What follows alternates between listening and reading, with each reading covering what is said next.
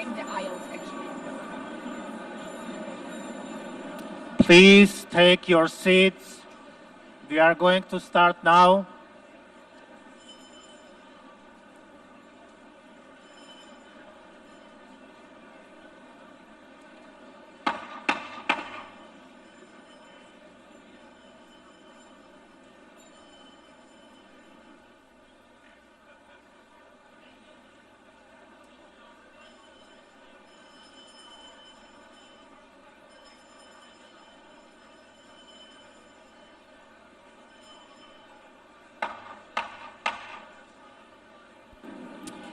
Good morning.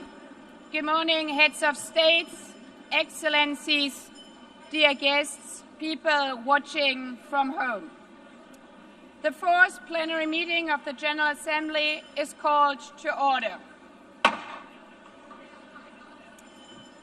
After our intense Monday, today starts the general debate of the 80th session. Before proceeding to the general debate, the Assembly will hear an introduction by Secretary General of his annual report on the work of the organization. Under Agenda Item 110, in accordance with Resolution 51/241 of 31st July 1997. Please take your seat. I now give the floor to the Secretary General of the United Nations, His Excellency Antonio Guterres.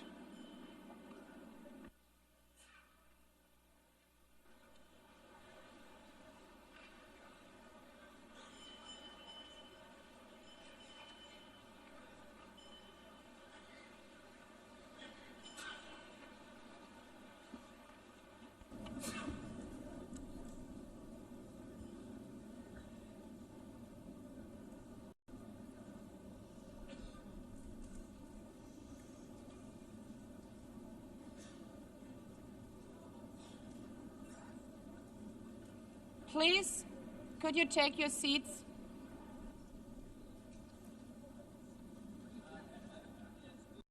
Let me begin with two words we have not been able to say often enough in this hall. Madam President.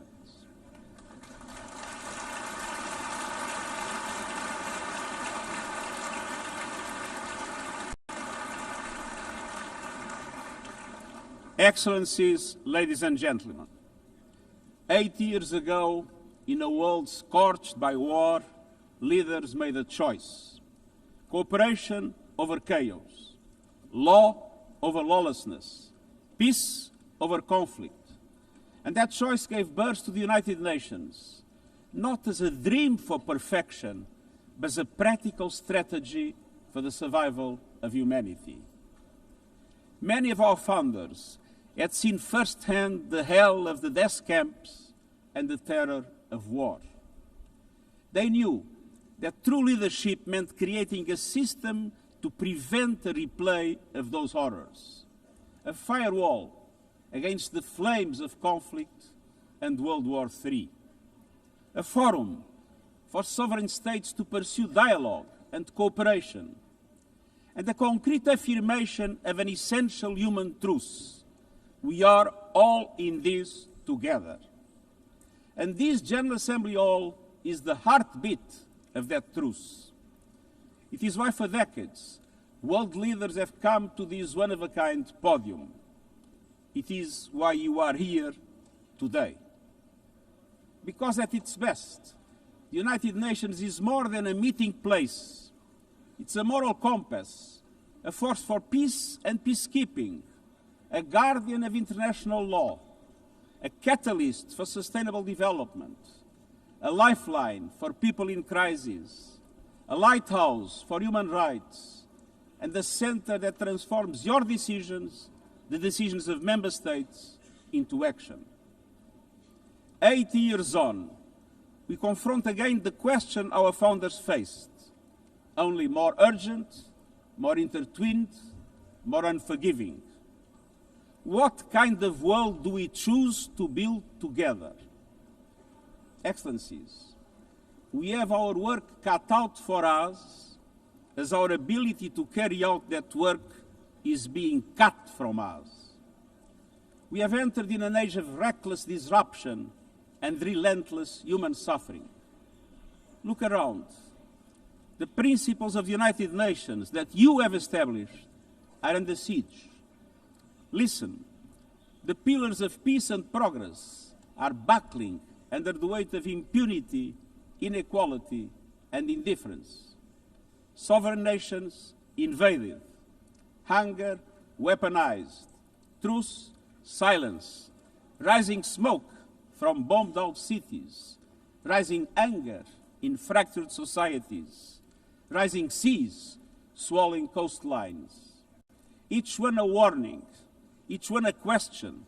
What kind of world will we choose? A world of raw power or a world of laws? A world that is a scramble for self-interest or a world where nations come together? A world where might makes right or a world of rights for all? Excellencies, our world is becoming increasingly multipolar, and this is positive, reflecting a more diverse, dynamic global landscape.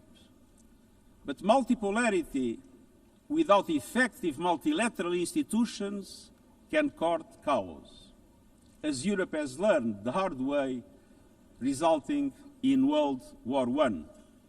It was multipolar, but there was no multilateral institutions. So let's be clear. International cooperation is not naivete. It is hard-headed pragmatism. In a world where there's leap borders, isolation is an illusion. No country can stop a pandemic alone. No army can halt rising temperatures. No algorithm can rebuild trust once it is broken. These are global stress tests of our system, our solidarity, and our resolve. I'm convinced we can pass these tests, and we must.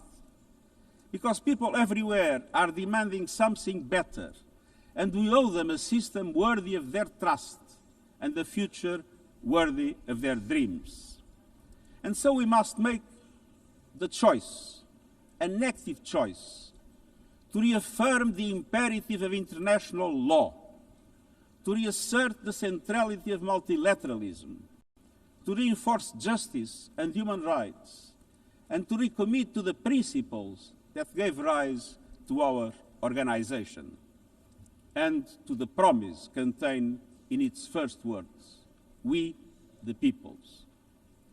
Excellencies, the choices we face are not part of an ideological debate. They are a matter of life and death for millions. As I scan the global landscape, we must make 5 critical choices. First, we must choose peace rooted in international law. Peace is our first obligation. Yet today, wars rage with a barbarity we vowed never to allow.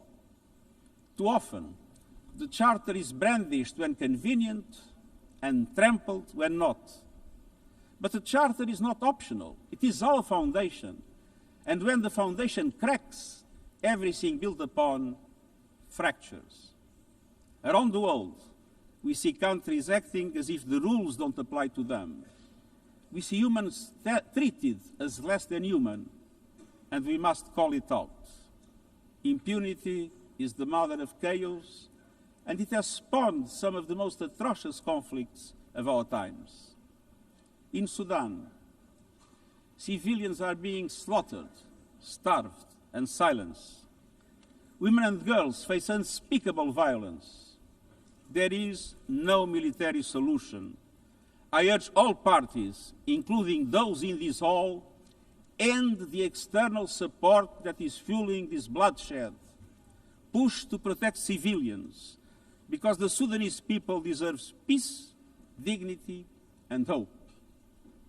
In Ukraine, relentless violence continues to kill civilians, destroy civilian infrastructure, and threaten global peace and security. I commend recent diplomatic efforts by the United States and others. We must work for a full ceasefire and a just, lasting peace in accordance with the Charter, UN resolutions, and international law. In Gaza, the horrors are approaching a third monstrous year.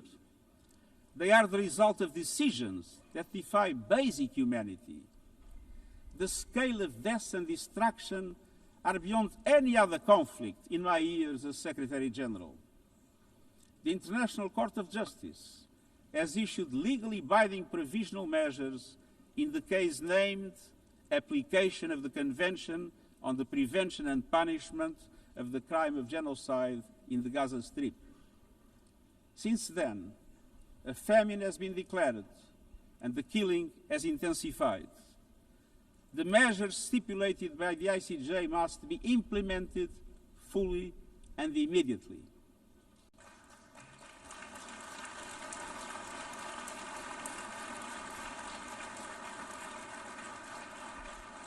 Nothing can justify the horrific Hamas terror attacks of October 7 and the taking of hostages, both of which I have repeatedly condemned. And nothing can justify the collective punishment of the Palestinian people and the systematic destruction of Gaza. We know what is needed. Permanent ceasefire now. All the hostages released now. Full humanitarian access now. And we must not relent in the only viable answer to sustainable Middle East peace, a two-state solution as so eloquently reaffirmed yesterday. We must urgently reverse dangerous trends on the ground. Relentless settler expansion and violence and the looming threat of annexation must stop. Everywhere, from Haiti to Yemen, to Myanmar and the Sahel and beyond, we must choose peace anchored in international law. The past year has brought glimmers of hope, including the ceasefire between Cambodia and Thailand, and the agreement between Azerbaijan and Armenia brokered by the United States. But far too many crises continue unchecked. Impunity prevails, lawlessness is a contagion, it invites mayhem, accelerates terror, and risks a nuclear free-for-all. When accountability shrinks, graveyards grow. When UN staff and facilities are attacked, violating legal obligations, so too is the core of our ability to serve and deliver. The Security Council must live up to its responsibilities. It must be more representative, more transparent, and more effective. Beyond crisis response, we must tackle the injustices that ignite conflict: exclusion, inequality, impunity, and corruption. The surest way to silence the guns is to raise the volume for justice.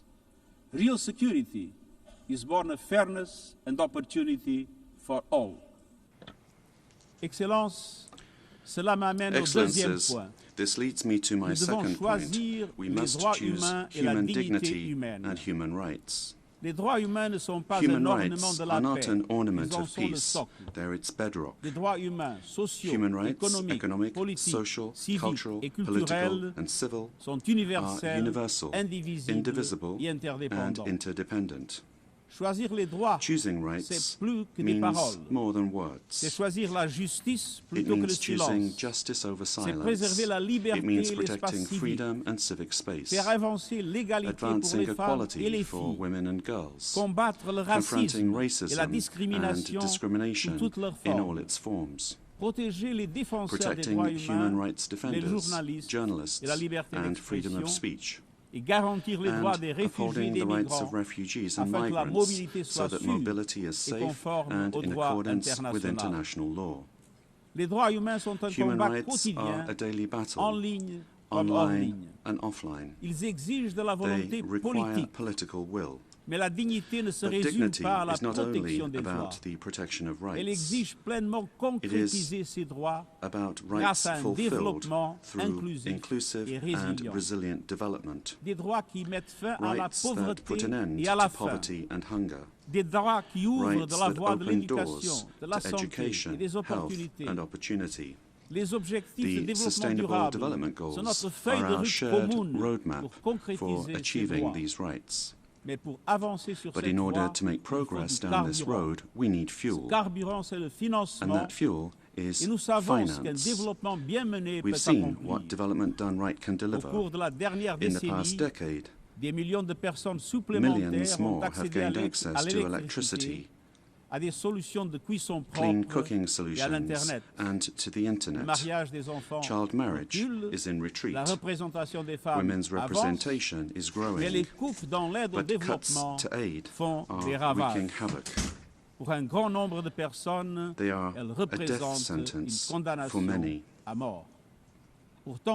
For so many more, a stolen future. This is the great paradox of our time. We have the solutions, but we are siphoning off the fuel that would make it possible to make progress. To choose dignity, we must choose financial justice and solidarity. We need to reform the international financial architecture so that it drives development for all.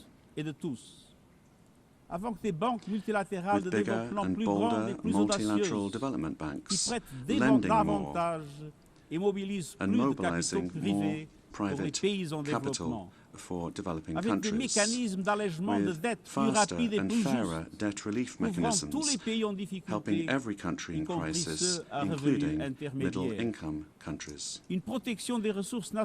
Protecting natural resources by tackling illicit financial flows and abusive tax practices that rob societies of their future. And global financial institutions that represent today's world, with far greater participation of developing countries in terms of their composition and their decision-making. So let us choose a global economy that works for everyone, men and women. Let us choose human rights and dignity, and let us equip ourselves with the means to ensure a transition for people and the planet. Excellencies, this brings me to the third choice. We must choose climate justice. The climate crisis is accelerating, but so are the solutions. The clean energy future is no longer a distant promise. It's already here. No government, industry, or special interest can stop it. But some are trying, hurting economies, locking in higher prices, and squandering a historic opportunity. Excellencies, fossil fuels are a losing bet. Last year, almost all new power capacity came from renewables, and the investment is surging. Renewables are the cheapest and fastest source of new power. They create jobs, drive growth, shield economies from volatile oil and gas markets, connect the unconnected, and can free us from the tyranny of fossil fuels. But not at today's pace. Clean energy investment remains uneven. 21st century grids and storage are not rolling out fast enough. And public subsidies, taking from taxpayer money, still flow to fossil fuels over clean energy by a factor of 9 to 1. Meanwhile, emissions, temperatures, and disasters keep rising. And those least responsible suffer the most. Science says limiting global temperature rise to 1.5 degrees by the end of this century is still possible, but the window is closing. The International Court of Justice has affirmed the legal obligation of states. We must step up action and ambition, especially through strengthened national climate plans. Tomorrow, I will welcome leaders to announce new targets. The G20, the biggest emitters, must lead, guided by common but differentiated responsibilities. But all countries must step up and do more as we head to the UN Climate Conference in Brazil. By accelerating action in energy, forests, methane and industrial decarbonization, by defining a credible roadmap to mobilize $1.3 trillion annually in climate finance by 2035 for developing countries, by supporting just transitions, by doubling finance for adaptation to at least $40 billion this year, and rapidly deploying proven tools to unlock billions more in concessional finance, and by capitalizing the Loss and Damage Fund with significant contributions.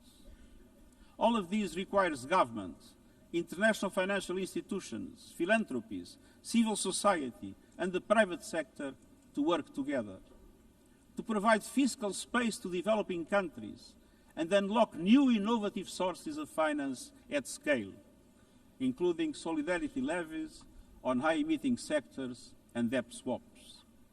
We have the solutions and tools, but we must choose climate justice and climate action. First, we must choose to put technology at the service of humanity. Artificial intelligence is rewriting human existence in real time, transforming how we learn, work, communicate, and what we can trust. And the question is not how to stop it, but how to steer it for the greater good. Technology must be our servant, not our master. It must promote human rights, human dignity, and human agency. Yet today, AI's advancement in outpacing regulation and responsibility and is concentrated in a few hands. And the risks are expanding to new frontiers, from biotech to autonomous weapons. We are witnessing the rise of tools for mass surveillance, mass social control, mass disruption, and even mass destruction. Tools that can drain energy, strain ecosystems, and intensify the race for critical minerals, potentially stoking instability and conflict. Yet, these technologies remain largely ungoverned. We need universal guardrails and common standards across platforms. No company should be above the law. No machines should decide who lives or dies. No system should be deployed without transparency, safety, and accountability. Last month, this Assembly took a historic step, establishing an independent international scientific panel on AI and an annual global dialogue on AI governance. Two new pillars of a shared architecture, connecting science with policy to bring clarity and foresight, enabling innovation to flourish while advancing our values and our rights, and ensuring governments, companies, and civil society can help shape common norms. We must build on these mechanisms and close the capacity gaps. All countries must be able to design and develop AI, not just to consume it. I have proposed voluntary financing options to build AI computing power, data, and skills in developing nations. No country should be locked out of the digital future or locked into systems it cannot shape or trust. And governments must lead with vision, and companies must act with responsibility. And we, the international community, must ensure that technology lifts up humanity. So let us choose cooperation over fragmentation, ethics over expediency, and transparency over opacity. Technology will not wait for us, but we can still choose what it serves. So let us choose wisely. Fifth and finally, to meet all these goals, we must choose to strengthen the United Nations for the 21st century. The forces shaking our world are also testing the foundations of the United Nations system. We are being hit by rising geopolitical tensions and divisions, chronic uncertainty, and mounting financial strain. But those who depend on the United Nations must not be made to bear the cost, especially now, when for every dollar invested to support our core work to build peace, the world spends $750 on weapons of war. This is not only unsustainable, it is indefensible. In this moment of crisis, the United Nations has never been more essential. The world needs our unique legitimacy, our convening power, our vision to unite nations, to bridge divides and confront the challenges before us. The Pact for the Future has shown your determination to build a United Nations that is stronger, more inclusive, and more effective. That is the logic and the urgency of our UN80 initiative. We are moving swiftly and decisively. I put forward concrete proposals, a revised budget for 2026 that strengthens accountability, improves delivery, and cuts costs. Practical reforms to implement mandates more effectively and efficiently with greater impact. And ideas to spark a paradigm shift in the structure of the UN and how its parts work together. Most of these decisions rest with you, the Member States, and we will move forward in full respect of the established procedures. Together, let us choose to invest in a United Nations that adapts, innovates, and is empowered to deliver for people everywhere. Excellencies, my overriding message comes down to this. Now is the time to choose. It's not enough to know what the right choices are. I urge you to make them. I grew up in a world where choices were few. I was raised in the darkness of dictatorship, where fear silenced voices and hope was nearly crushed. Yet, even the bleakest hours, especially then, I discovered a truth that has never left me. Power does not reside in the hands of those who dominate or divide. Real power resides from people, from our shared resolve to uphold dignity, to defend equality, to believe fiercely in our common humanity and the potential of every human being. I learned early to persevere, to speak out, to refuse to surrender, no matter the challenge, no matter the obstacle, no matter the hour. We must and we will overcome. Because in a world of many choices, there is one choice we must never make, the choice to give up. We must never give up. That is my promise to you, for peace, for dignity, for justice, for humanity, for the world we know is possible when we work as one. I will never, ever give up. Thank you.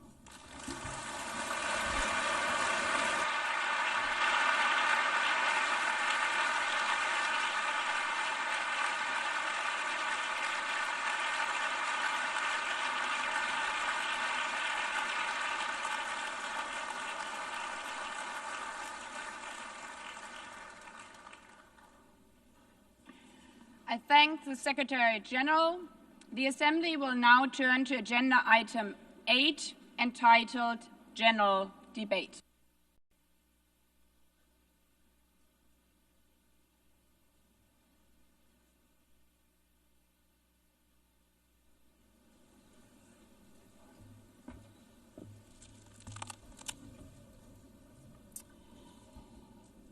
"80 years. Longer than the average human life. This anniversary of the United Nations should have been a moment of celebration. But this is not an ordinary year. Just look at the state of our world, as the Secretary General described. Thousands of orphans in Gaza are wandering around the rubble, eating sand, drinking contaminated water. 90-year-old women in Ukraine are hiding from drones, trapped in their homes instead of living their final years in peace. Children in Haiti, too afraid to walk to school, afraid they might be gunned down by gangs like their friends. And for every conflict and tragedy that seizes the headlines, there are so many more that are forgotten, lost to the news cycle. Like women in Democratic Republic of the Congo, shielding their daughters from armed groups, fearful they might be raped. And Rohingya children spending their whole childhood in tattered tents, unable to remember what their home looks like. Faced with these realities, now is not the time to celebrate, but to ask ourselves, where is the United Nations? Distinguished heads of state and government, Mr. Secretary General, Excellencies, ladies and gentlemen, people out there in the world watching us. Clearly, we have to do better.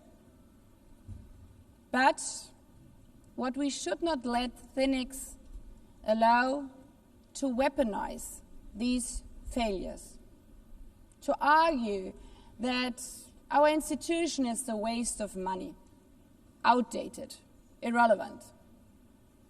When the principles of the Charter are ignored, is it the UN that has failed? When tanks rolled into Ukraine, was it because Article 2 of the Charter is not clear enough about sovereignty and territorial integrity? When civilians, children, are killed in Gaza, is it humanitarian law at fault for failing to protect them? It's not the Charter which fails. It's not the UN as an institution which fails. The Charter, our Charter, is only as strong as member states' willingness to uphold it, and their willingness to hold to account those who violate it. Excellencies, yes, our world is in pain. Yes, we have failures. But imagine how much worse would it be without the United Nations? Would a single person be better off without it? Without UNICEF, 26 million children would not have received an education. Without the World Food Programme, nearly 125 million people would have lacked life-saving food assistance. Without the World Health Organization, over 1 billion vaccines would not have been supplied. Sometimes we could have done more, but we cannot let this dishearten us. If we stop doing the right thing, evil would prevail. This 80th session is not about big celebrations. It's about finding the resolve not to give up, the resolve to be better together, just as our predecessors did 8 decades ago. This institution was born in a world on fire and desperate for reprieve. 750 million, nearly a third of humanity back then, still under colonial rule. 2 world wars in a generation, 70 million dead. The horrors of the Holocaust revealed to our collective shame. This was a generation that knew almost nothing but suffering and despair. The signing of the Charter in 1945 gave hope to millions, gave us a North Star that guided our path from the ashes of war, helped guide nations from colonial rule into independent states, helped end apartheid. Across the decades, the United Nations has been a compass pointing toward peace, humanity, and justice. We have not always succeeded, but the story of this institution is not a story of easy victories. It's a story of falling and rising, of pulling ourselves and each other back up and trying harder. We gather here for the 80th time, not for empty celebration, not out of ritual, not to hear our own voices. We gather to prove that this institution matters, and that through this institution, every nation represented here, no matter how big or small, can summon again the strength and unity first shown in San Francisco 80 years ago. The courage and resolve of world leaders, who even while some called them back then naive, believed they could build a better world from the wreckage of the old. They showed then what true leadership is. It's not about imposing your will or putting others down. True leadership is about lifting others up, not out of altruism, but for our mutual benefit, and even out of our self-interest. Because as our founders and every architect of peace since then has understood, helping others is what makes ultimately our own countries stronger. Could any state have faced the global pandemic alone? The virus did not have any passport. We were only able to solve it at the end with the support of the World Health Organization. The climate crisis does not stop at borders. CO2 emissions anywhere affect people everywhere. Even the wealthiest cities in the world cannot shield themselves from wildfires. And imagine coming here by plane, how safe would you feel to step into the next airplane if there were no International Civil Aviation Organization anymore, which is responsible for setting safety regulations for 5 billion passengers each year? How comfortable would you be with your children using the internet while AI is uncontrolled and unchecked? As the lines between what is real and fake start to blur. In this globalized, digitalized world, we work together or we suffer alone. Excellencies, the theme of this milestone session and the high-level week is therefore better together. 80 years and more for peace, development, and human rights. Will living up to that be easy? No. But this hall was not built for easy times. It was built to come together to confront the hardest topics. This session is a session where the high-level week is about resolving differences. We showed some of it yesterday already. But even the house of dialogue and diplomacy needs a renovation. That is why the UN80 initiative and the wider reform process are not luxuries, but necessities. We are literally now at a crossroads, a make it or break it moment, politically, financially. Therefore, we have to deliver a United Nations that is agile, cost-effective, and fit for purpose. Member States have to give the Secretary General and this process their full support, because reform cannot stop in New York. It must carry through to every capital. That includes delivering the Pact for the Future and accelerating progress on the Sustainable Development Goals. Again, this is not about charity. It's about addressing the core purposes of this institution, about strengthening our foundations across all 3 pillars: peace and security, human rights, and sustainable development. They are inseparable. Leaving hundreds of millions trapped in extreme poverty, vulnerable to crisis, and denied their human rights is not only a moral failure, it's a recipe for global unrest, terrorism, and a tragic waste of humanity's greatest resource, its people. Put it simply, without the SDGs, there cannot be lasting peace. Excellencies, our future as an institution will also be shaped by the selection of the next Secretary General. And here we must pause and reflect. In nearly 80 years, this organization has never chosen a woman for that role. One might wonder how out of 4 billion potential candidates, there could not be found a single one. Of course,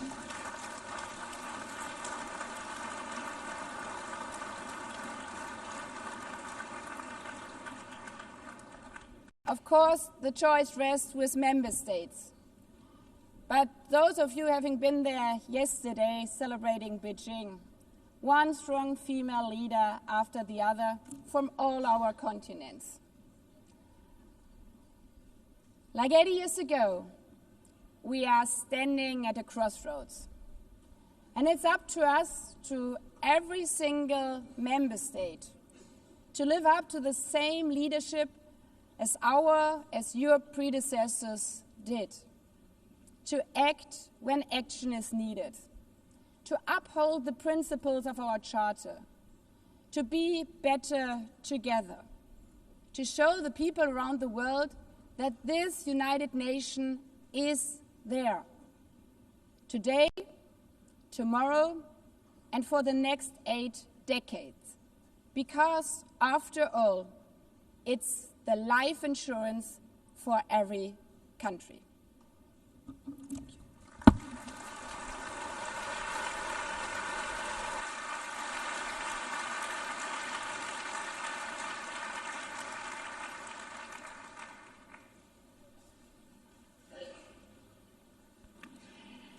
Before giving the floor to the first speaker for this morning, I would like to remind member states that the list of speakers for the general debate has been established on the agreed basis that statements should be no longer than 15 minutes to enable all the speakers to be heard at a given meeting.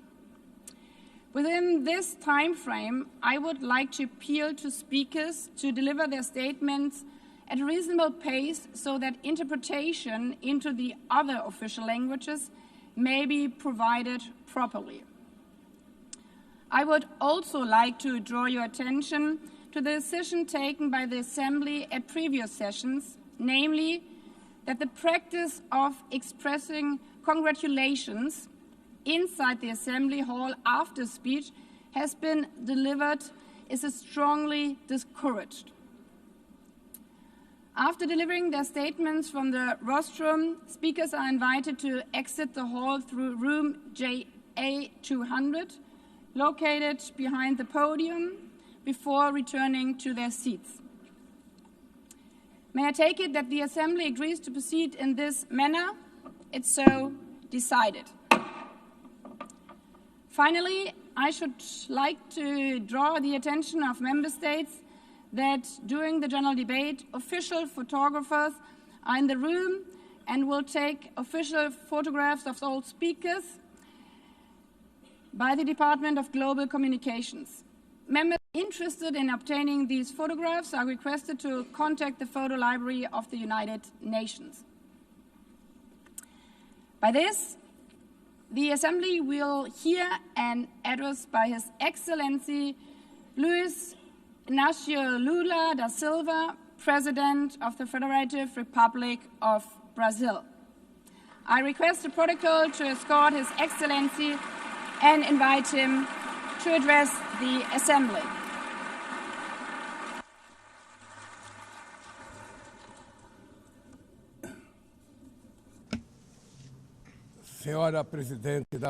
Madam President of the General Assembly, Annalena, Annalena, Baerbock, Mr. Secretary General Antonio Guterres, dear heads of state and government, and representatives of the member states gathered here. This deveria ser should momento de be a celebração das time to Nações celebrate Unidas. the United Nations. Criada no fim Created da guerra, at the end of the a war, ONU simboliza a the expressão UN mais symbolizes elevada the highest da aspiração expression pela paz of the e aspiration pela for peace prosperidade. and prosperity. Hoje, contudo, Today, however, os ideais que the inspiraram seus ideals that fundadores em São inspired its Francisco founders in San estão Francisco ameaçados are como nunca under estiveram threat as em toda a never sua before história. in their history. O multilateralismo Multilateralism está diante de is nova at a new encruzilhada. crossroads. A autoridade desta organização The organization's está em authority xeque. is in check. Assistimos à We are consolidação de uma witnessing the desordem consolidation internacional of an international order marcada por seguidas marked by concessões repeated à política concessions do poder. to power play. Atentados à soberania, Attacks on sovereignty, sanções arbitrárias arbitrary sanctions, e intervenções and unilaterais unilateral estão se interventions tornando are regra. becoming the rule.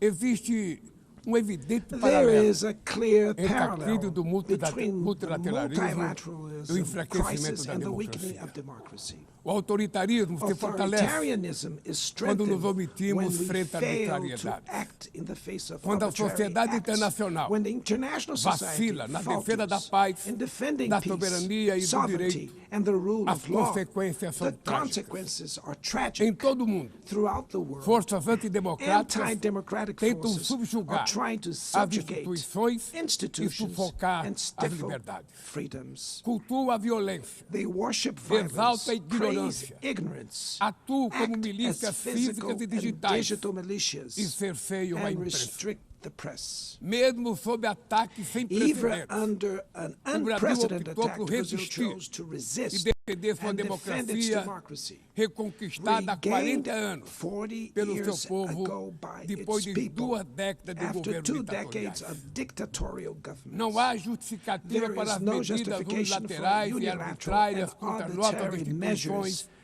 e nossa against our economia. institutions and our A economy. agressão contra a independência do The poder aggression judiciário against the é independence of the inaceitável. judiciary branch of power Esta is ingerência unacceptable. em This assuntos interference internos in domestic conta com o affairs auxílio de uma is aided extrema-direita by a subserviente subservient e saudosa far-right de antigas who is hegemonias. nostalgic of past Falsos hegemonies. False arquiteta patriots e promove plan and publicamente publicly promote ações contra o actions Brasil. against Brazil. Não há pacificação com Cannot impunidade. be achieved with Há poucos impunity. dias, A few days e ago, pela primeira and for the vez em first time in 525 anos de nossa 525 história, years of our um history, ex-chefe de a Estado former head of state foi condenado was por atentar convicted contra of o Estado attacking the democrático de democratic direito. rule of law. Foi He investigado, was investigated, indiciado e julgado indicted, trialed, e and held responsabilizado pelos accountable seus atos for his em actions processo in a minucioso. meticulous process. Teve amplo direito de defesa, He has the prerrogativa right to que as defend himself was ditaduras secured, negam a às suas prerogative that vítimas. dictatorships deny to Diante their dos victims olhos do mundo, before the eyes of the O Brasil world. deu recado a Brazil todos os sent a candidatos message to all autocratas aspiring e aqueles que os apoiam. autocrats and those who Nossa support them. democracia Our e democracy, nossa our soberania sovereignty são are inegociáveis. non-negotiable.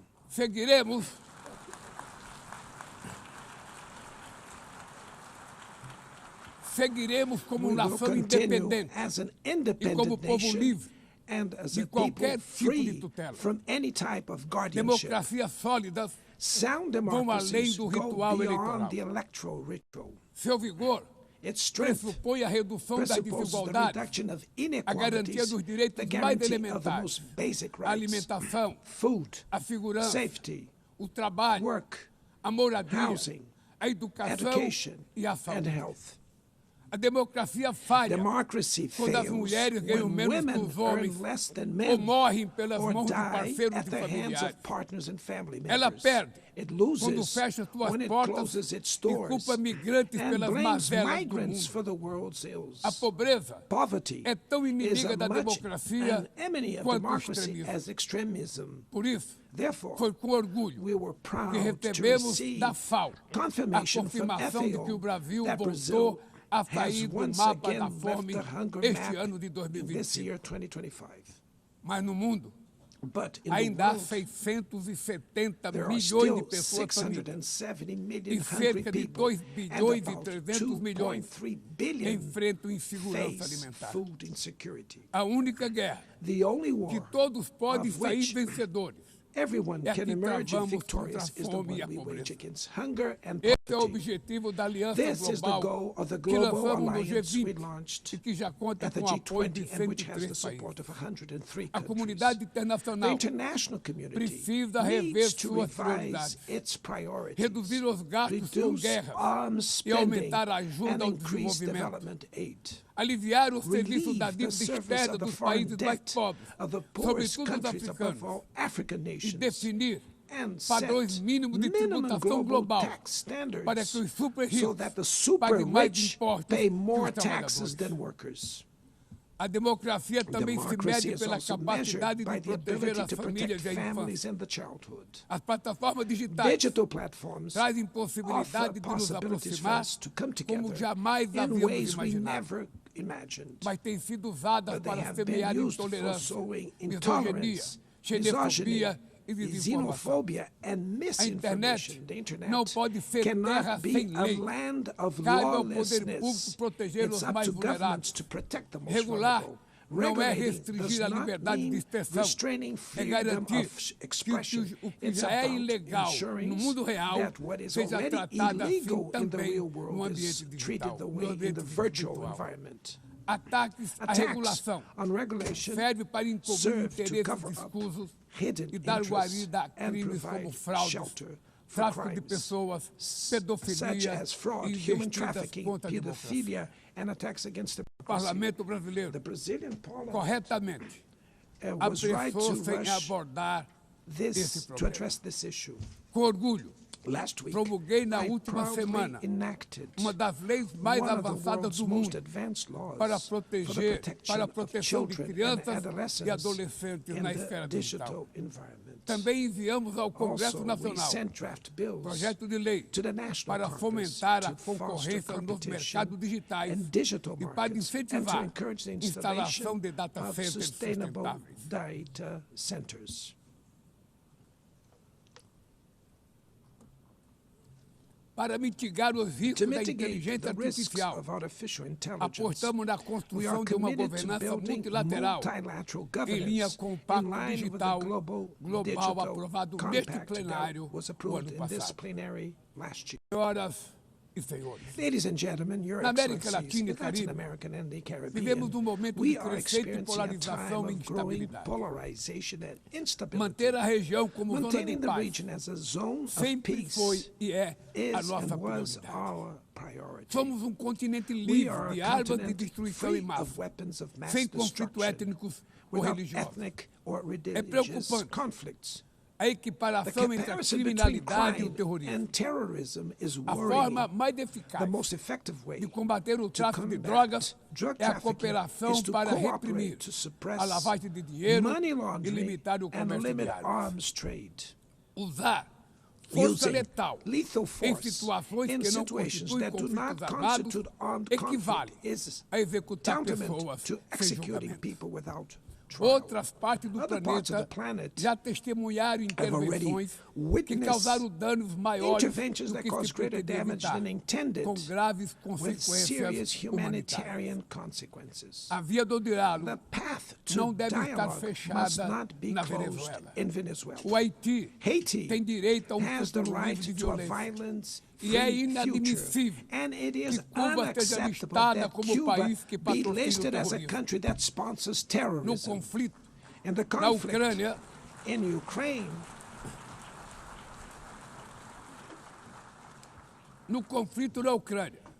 in the todos já conflict in sabemos que Ukraine, não we haverá all solução militar. already know that there will be O no recente encontro no military Alasca solution.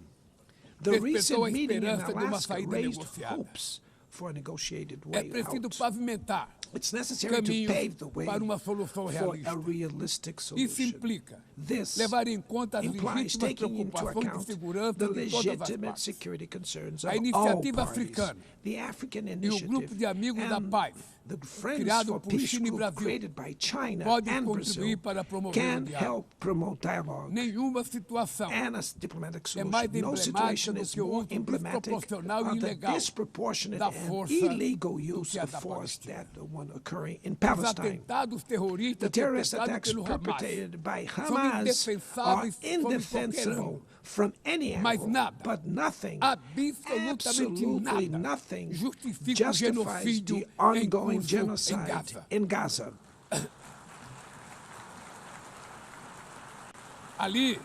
There, ali sob toneladas de under escombros, tons of rubble, estão enterradas are dezenas buried de milhares tens de of mulheres e thousands of crianças innocent inocentes. women and children. Ali também estão sepultados o direito We can see internacional that humanitário international e humanitarian o law and the mito da myth of superioridade ethical ética do Ocidente. exceptionalism of the West are Este also massacre being buried there. não aconteceria This massacre would not have sem a happened cumplicidade without dos the que poderiam complicity of evitá-lo. those who could have prevented it. In Gaza, Fome é usada hunger como arma is de guerra. used as a weapon of E o war, deslocamento and the forçado de forced populações displacement of é populations praticado goes impunemente.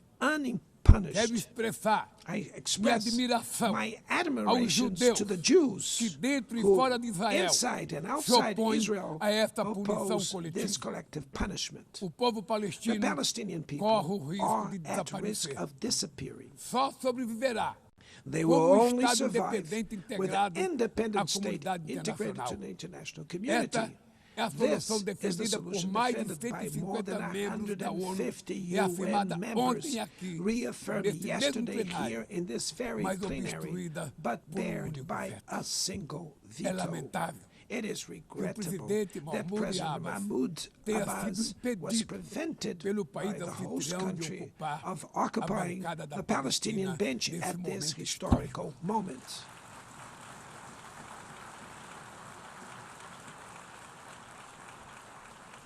O alastramento The desse spread conflito of this para o Líbano, conflict to Lebanon, para a Síria, Syria, e o Irã Iran, e o Catar Qatar fomenta a is escalada fueling armamentista an sem unprecedented precedentes. arms build-up. Senhoras Presidenta, Madam President, bombas e armas nucleares bombs não and vão nuclear nos weapons proteger da will crise not climática. protect us from the climate O ano de crisis. The year 2024 of 24 foi o mais was quente the já warmest registrado. already A registered. COP30 em Belém, no COP30 in Brasil, the city of Belém, será a Brazil, COP da will be verdade. the COP of truth. Será o momento It will dos be the líderes time mundiais for world leaders provarem to a prove the seriedade de seu seriousness of their compromisso com o commitment to planeta. the planet.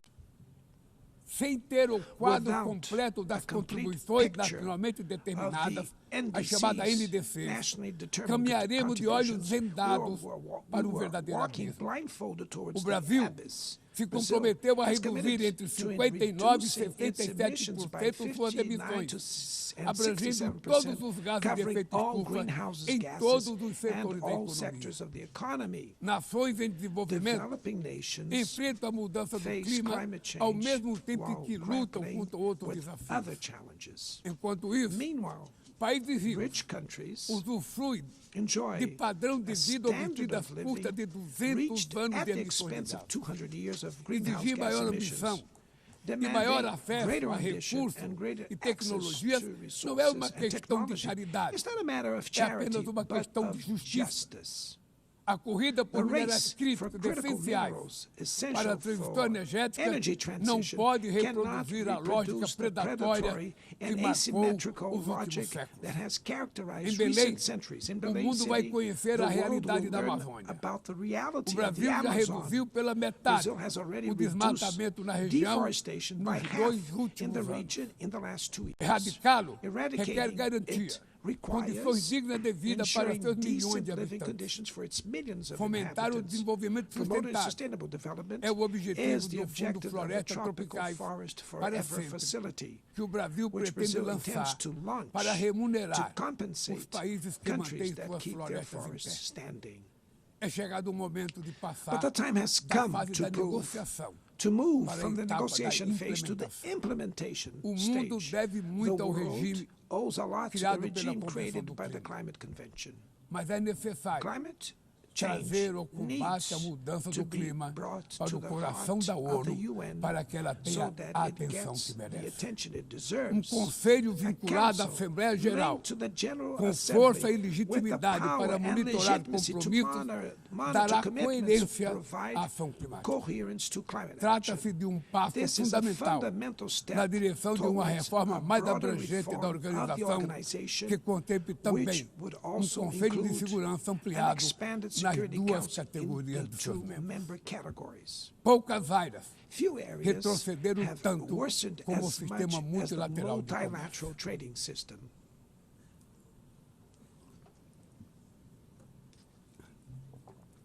Medidas unilaterais transformam em letra morta princípios basilares como a cláusula de inação mais favorecida. Desorganizam cadeia de valor e lançam a economia mundial em uma espiral perniciosa de preços altos e estagnação. É urgente refundar o OMC em bases modernas e flexíveis. Senhoras e senhores, este ano, o mundo perdeu duas personalidades excepcionais. O ex-presidente do Uruguai, Pepe Mujica, e o nosso querido Papa Francisco. Ambos encarnaram como ninguém os melhores valores humanistas. Suas vidas se entrelaçaram com as 8 décadas de existência da ONU. Se ainda estivesse entre nós, provavelmente usariam esta tribuna para lembrar que o autoritarismo, a degradação ambiental e a desigualdade não são inexoráveis. Que os únicos derrotados são os que cruzam os braços resignados. Que podemos vencer os falsos profetas e oligarcas que exploram fear e monetizam and that tomorrow is made of daily choices and it takes courage to act to transform it. In the future that Brazil envisions, there is no room for the reenactment of ideological rivalries or spheres of influence. Confrontation is not inevitable. We need leaders with clear visions who understand that the international order is not a zero-sum game. The 21st century will be increasingly multipolar. For it to remain peaceful, it cannot fail fall to multilateral. Brazil is giving increasing importance to the European Union, the African Union, ASEAN, CELAC, BRICS, and the G20. The voice of the global South must be heard. The UN. A ONU tem hoje quase 4 vezes mais membros do que os 51 que estiveram na sua fundação. Nossa missão histórica é detorná-la novamente, portadora de esperança e promotora da igualdade, da paz, do desenvolvimento sustentável, da diversidade e da tolerância. Que Deus nos abençoe a todos e muito obrigado. And thank you very much.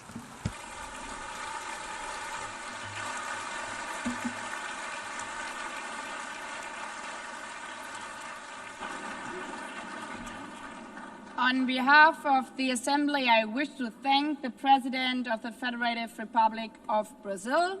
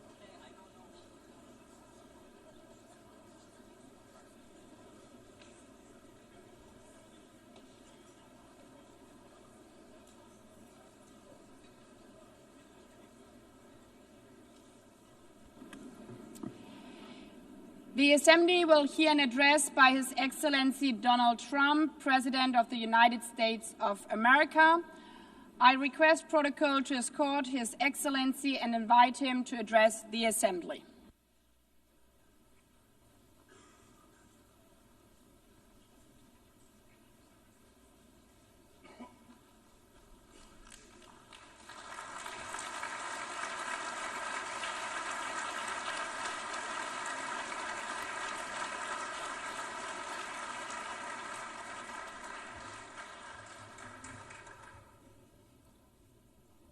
Thank you very much. Very much appreciated.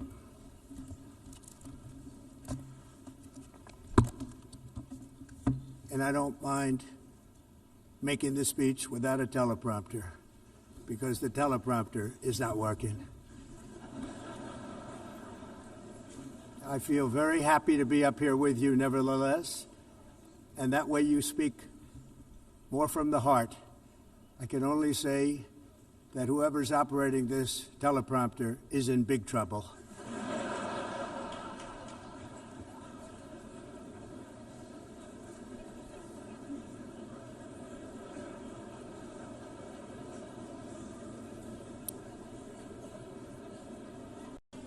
Hello, Madam First Lady.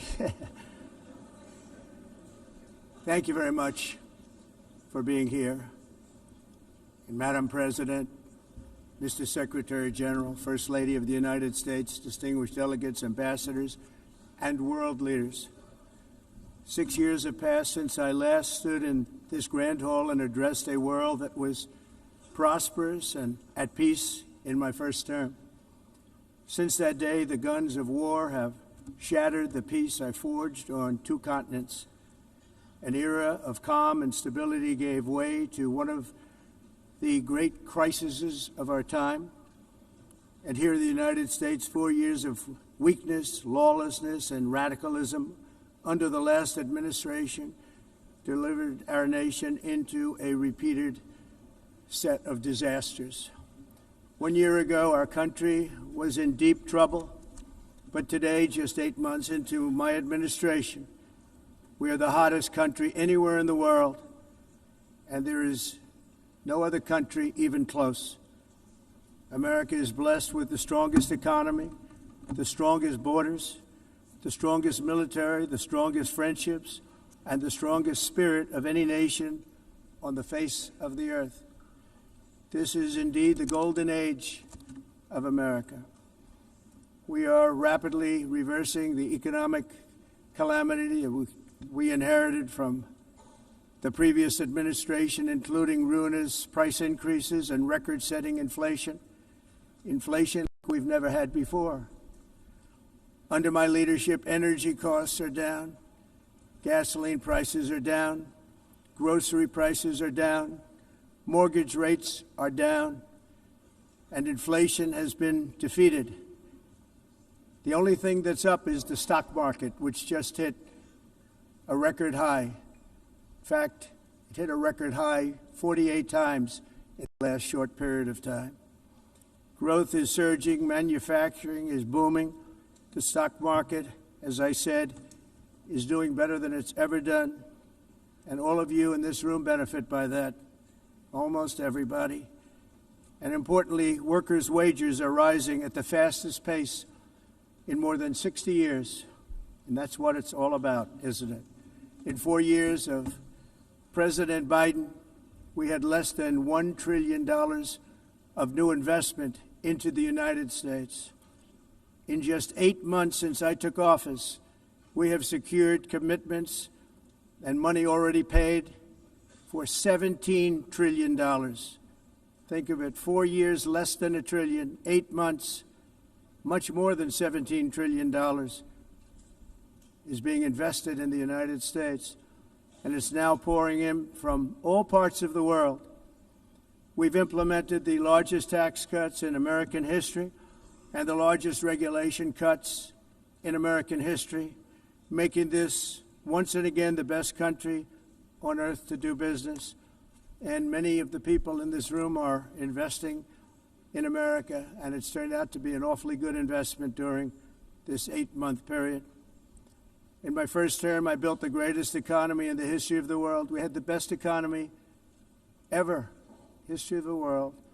And I'm doing the same thing again, but this time it's actually much bigger and even better. The numbers far surpass my record-setting first term. On our southern border, we have successfully repelled a colossal invasion, and for the last 4 months, and that's 4 months in a row, the number of illegal aliens admitted and entering our country has been 0. Hard to believe, because if you look back just a year ago, it was millions and millions of people pouring in from all over the world, from prisons, from mental institutions, drug dealers. All over the world they came. They just poured into our country with the ridiculous open border policy of the Biden administration. Our message is very simple. If you come illegally into the United States, you're going to jail, or you're going back to where you came from, or perhaps even further than that. You know what that means. I want to thank the country of El Salvador for the successful and professional job they've done in receiving and jailing so many criminals that entered our country. And it was under the previous administration that the number became record-setting, and they're all being taken out. They have no choice. And other countries have no choice, because other countries are in the exact same situation with immigration. It's destroying your country, and you have to do something about it. On the world stage, America is respected again like it has never been respected before. You think about 2 years ago, 3 years ago, 4 years ago, or 1 year ago, we were a laughingstock all over the world. At the NATO summit in June, virtually all NATO members formally committed to increase defense spending, at my request, from 2% to 5% of GDP, making our alliance far stronger and more powerful than it was ever before. In May, I traveled to the Middle East to visit my friends and rebuild our partnerships in the Gulf and those valued relationships with Saudi Arabia, Qatar, and the UAE, and other countries are now, I believe, closer than ever before. My administration has negotiated one historic trade deal after another, including with the United Kingdom, the European Union, Japan, South Korea, Vietnam, Indonesia, the Philippines, Malaysia, and many, many others. Likewise, in a period of just 7 months, I have ended 7 unendable wars. They said they were unendable. You're never going to get them solved. Some were going for 31 years, 2 of them, 31, think of it, 31 years. One was 36 years. One was 28 years. I ended 7 wars. And in all cases, they were raging with countless thousands of people being killed. This includes Cambodia and Thailand, Kosovo and Serbia, the Congo and Rwanda, a vicious, violent war that was, Pakistan and India, Israel and Iran, Egypt and Ethiopia, and Armenia and Azerbaijan. It included all of them. No president or prime minister, and for that matter, no other country has ever done anything close to that. And I did it in just 7 months. It's never happened before. There's never been anything like that. I'm very honored to have done it. It's too bad that I had to do these things instead of the United Nations doing them. And sadly, in all cases, the United Nations did not even try to help in any of them. I ended 7 wars, dealt with the leaders of each and every one of these countries, and never even received a phone call from the United Nations offering to help in finalizing the deal. All I got from the United Nations was an escalator that on the way up stopped right in the middle. If the First Lady wasn't in great shape, she would have fallen, but she's in great shape. We're both in good shape. We both stood. And then a teleprompter that didn't work. These are the 2 things I got from the United Nations, a bad escalator and a bad teleprompter. Thank you very much. And by the way, it's working now. It just went on. Thank you. I think I should just do it the other way. It's easier. Thank you very much. I didn't think of it at the time because I was too busy working to save millions of lives. That is the saving and stopping of these wars.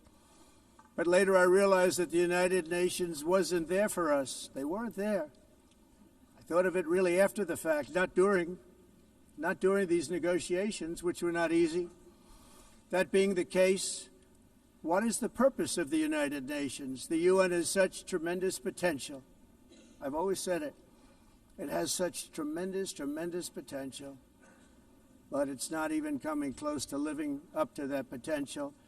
For the most part, at least for now, all they seem to do is write a really strongly worded letter and then never follow that letter up. It's empty words, and empty words don't solve war. The only thing that solves war and wars is action. Now, after ending all of these wars and also earlier negotiating the Abraham Accords, which is a very big thing for which our country received no credit, never receives credit. Everyone says that I should get the Nobel Peace Prize for each one of these achievements. But for me, the real prize will be the sons and daughters who live to grow up with the mothers and fathers, because millions of people are no longer being killed in endless and unglorious wars. What I care about is not winning prizes, it's saving lives. We saved millions and millions of lives with the 7 wars. And we have others that we're working on, and you know that. Many years ago, a very successful real estate developer in New York, known as Donald J. Trump, I bid on the renovation and rebuilding of this very United Nations complex. I remember it so well. I said at the time that I would do it for $500 million, rebuilding everything. It would be beautiful. I used to talk about, I'm going to give you marble floors. They're going to give you terrazzo. I'm going to give you the best of everything. You're going to have mahogany walls. They're going to give you plastic. But they decided to go in another direction, which was much more expensive at the time, and which actually produced a far inferior product. And I realized that they did not know what they were doing when it came to construction, and that their building concepts were so wrong, and the product that they were proposing to build was so bad and so costly. It was going to cost them a fortune. And I said, and wait till you see the overruns. Well, I turned out to be right. They had massive cost overruns and spent between $2 and $4 billion on the building and did not even get the marble floors that I promised them. You walk on terrazzo. Do you notice that? As far as I'm concerned, frankly, looking at the building and getting stuck on the escalator, they still haven't finished the job. They still haven't finished. That was years ago. The project was so corrupt that Congress actually asked me to testify before them on the tremendous waste of money, because it turned out that they had no idea what it was, but they knew it was anywhere between $2 and $4 billion as opposed to $500 million with a guarantee. But they had no idea, and I said it cost much more than $5 billion. Unfortunately, many things in the United Nations are happening just like that, but on an even much bigger scale, much, much bigger. Very sad to see. Whether the UN can manage to play a productive role, I've come here today to offer the hand of American leadership and friendship to any nation in this assembly that is willing to join us in forging a safer, more prosperous world. And it's a world that we'll be much happier with. A dramatically better future is within our reach. But to get there, we must reject the failed approaches of the past and work together to confront some of the greatest threats in history. There is no more serious danger to our planet today than the most powerful and destructive weapons ever devised by man, of which the United States, as you know, has many. Just as I did in my first term, I've made containing these threats a top priority, starting with the nation of Iran. my position is very simple. The world's #1 sponsor of terror can never be allowed to possess the most dangerous weapon. That's why, shortly after taking office, I sent the so-called Supreme Leader a letter making a generous offer. I extended a pledge of full cooperation in exchange for a suspension of Iran's nuclear program. The regime's answer was to continue their constant threats to their neighbors and U.S. interests throughout the region and some great countries that are right nearby. Today, many of Iran's former military commanders, in fact, I can say almost all of them, are no longer with us. They're dead. And 3 months ago, in Operation Midnight Hammer, 7 American B-2 bombers dropped the 14 30,000-pound each bombs on Iran's key nuclear facilities, totally obliterating everything. No other country on earth could have done what we did. No other country has the equipment to do what we did. We have the greatest weapons on earth.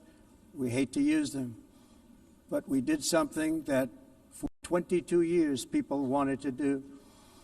With Iran's nuclear enrichment capacity demolished, I immediately brokered an end to the 12-day war, as it's called, between Israel and Iran, with both sides agreeing to fight no longer. As everyone knows, I have also been deeply engaged in seeking a ceasefire in Gaza. Have to get that done. Have to get it done. Unfortunately, Hamas has repeatedly rejected reasonable offers to make peace. We can't forget October 7th, can we? Now, as if to encourage continued conflict, some of this body is seeking to unilaterally recognize a Palestinian state. The rewards would be too great for Hamas terrorists for their atrocities. This would be a reward for these horrible atrocities, including October 7th, even while they refuse to release the hostages or accept a ceasefire.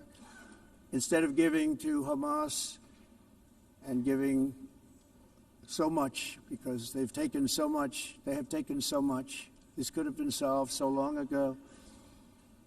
But instead of giving in to Hamas's ransom demands, those who want peace should be united with one message: release the hostages now. Just release the hostages now. Thank you.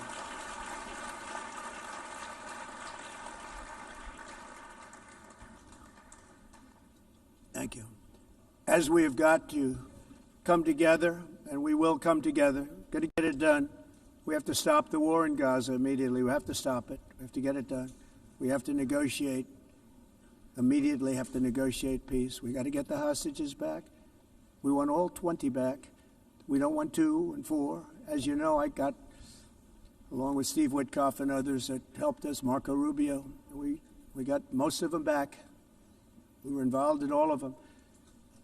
But I always said the last 20 are going to be the hardest, and that's exactly what happened. We have to get them back now. We don't want to get back 2, and then another 2, and then 1, and then 3.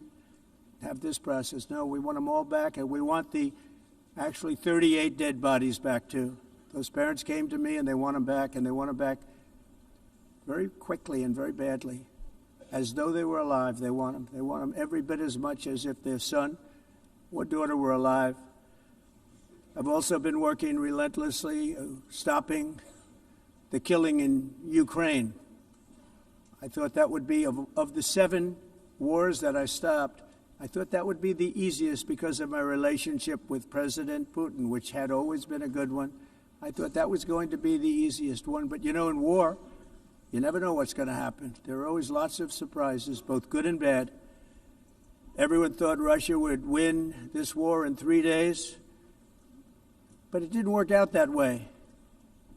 It was supposed to be just a quick little skirmish. It's not making Russia look good. It's making them look bad. No matter what happens from here on out, this was something that should have taken a matter of days, certainly less than a week. And they've been fighting for 3.5 years and killing anywhere from 5,000 to 7,000 young soldiers, mostly soldiers, on both sides, every single week. from 5,000 to 7,000 dead young people, and some in cities, much smaller numbers, where rockets are shot, where drones are dropped. This war would never have started if I were president. This was a war that should have never happened. It shows you what leadership is, what bad leadership can do to a country. Look what happened to the United States, and look where we are right now in just a short period of time. The only question now is how many more lives will be needlessly lost on both sides. China and India are the primary funders of the ongoing war by continuing to purchase Russian oil. But inexcusably, even NATO countries have not cut off much Russian energy and Russian energy products, which, as you know, I found out about 2 weeks ago, and I wasn't happy.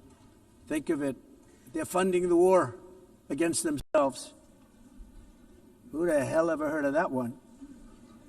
In the event that Russia is not ready to make a deal to end the war, then the United States is fully prepared to impose a very strong round of powerful tariffs, which would stop the bloodshed, I believe, very quickly. But for those tariffs to be effective, European nations, all of you are gathered here right now, would have to join us in adopting the exact same measures.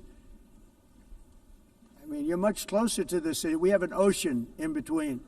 You're right there. And Europe has to step it up.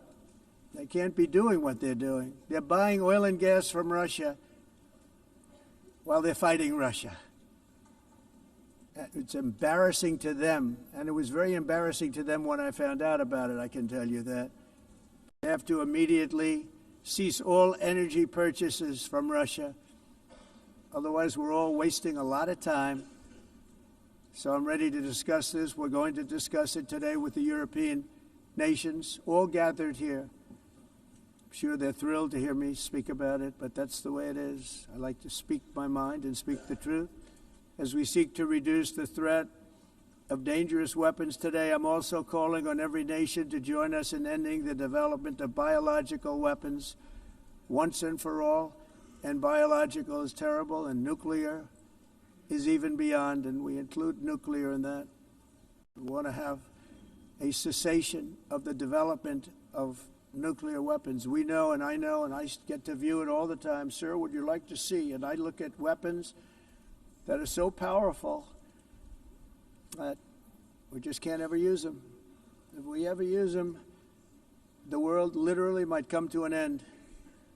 There would be no United Nations to be talking about. There would be no nothing.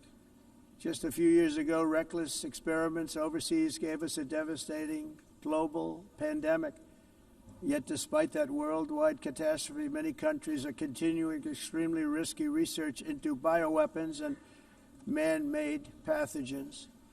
This is unbelievably dangerous.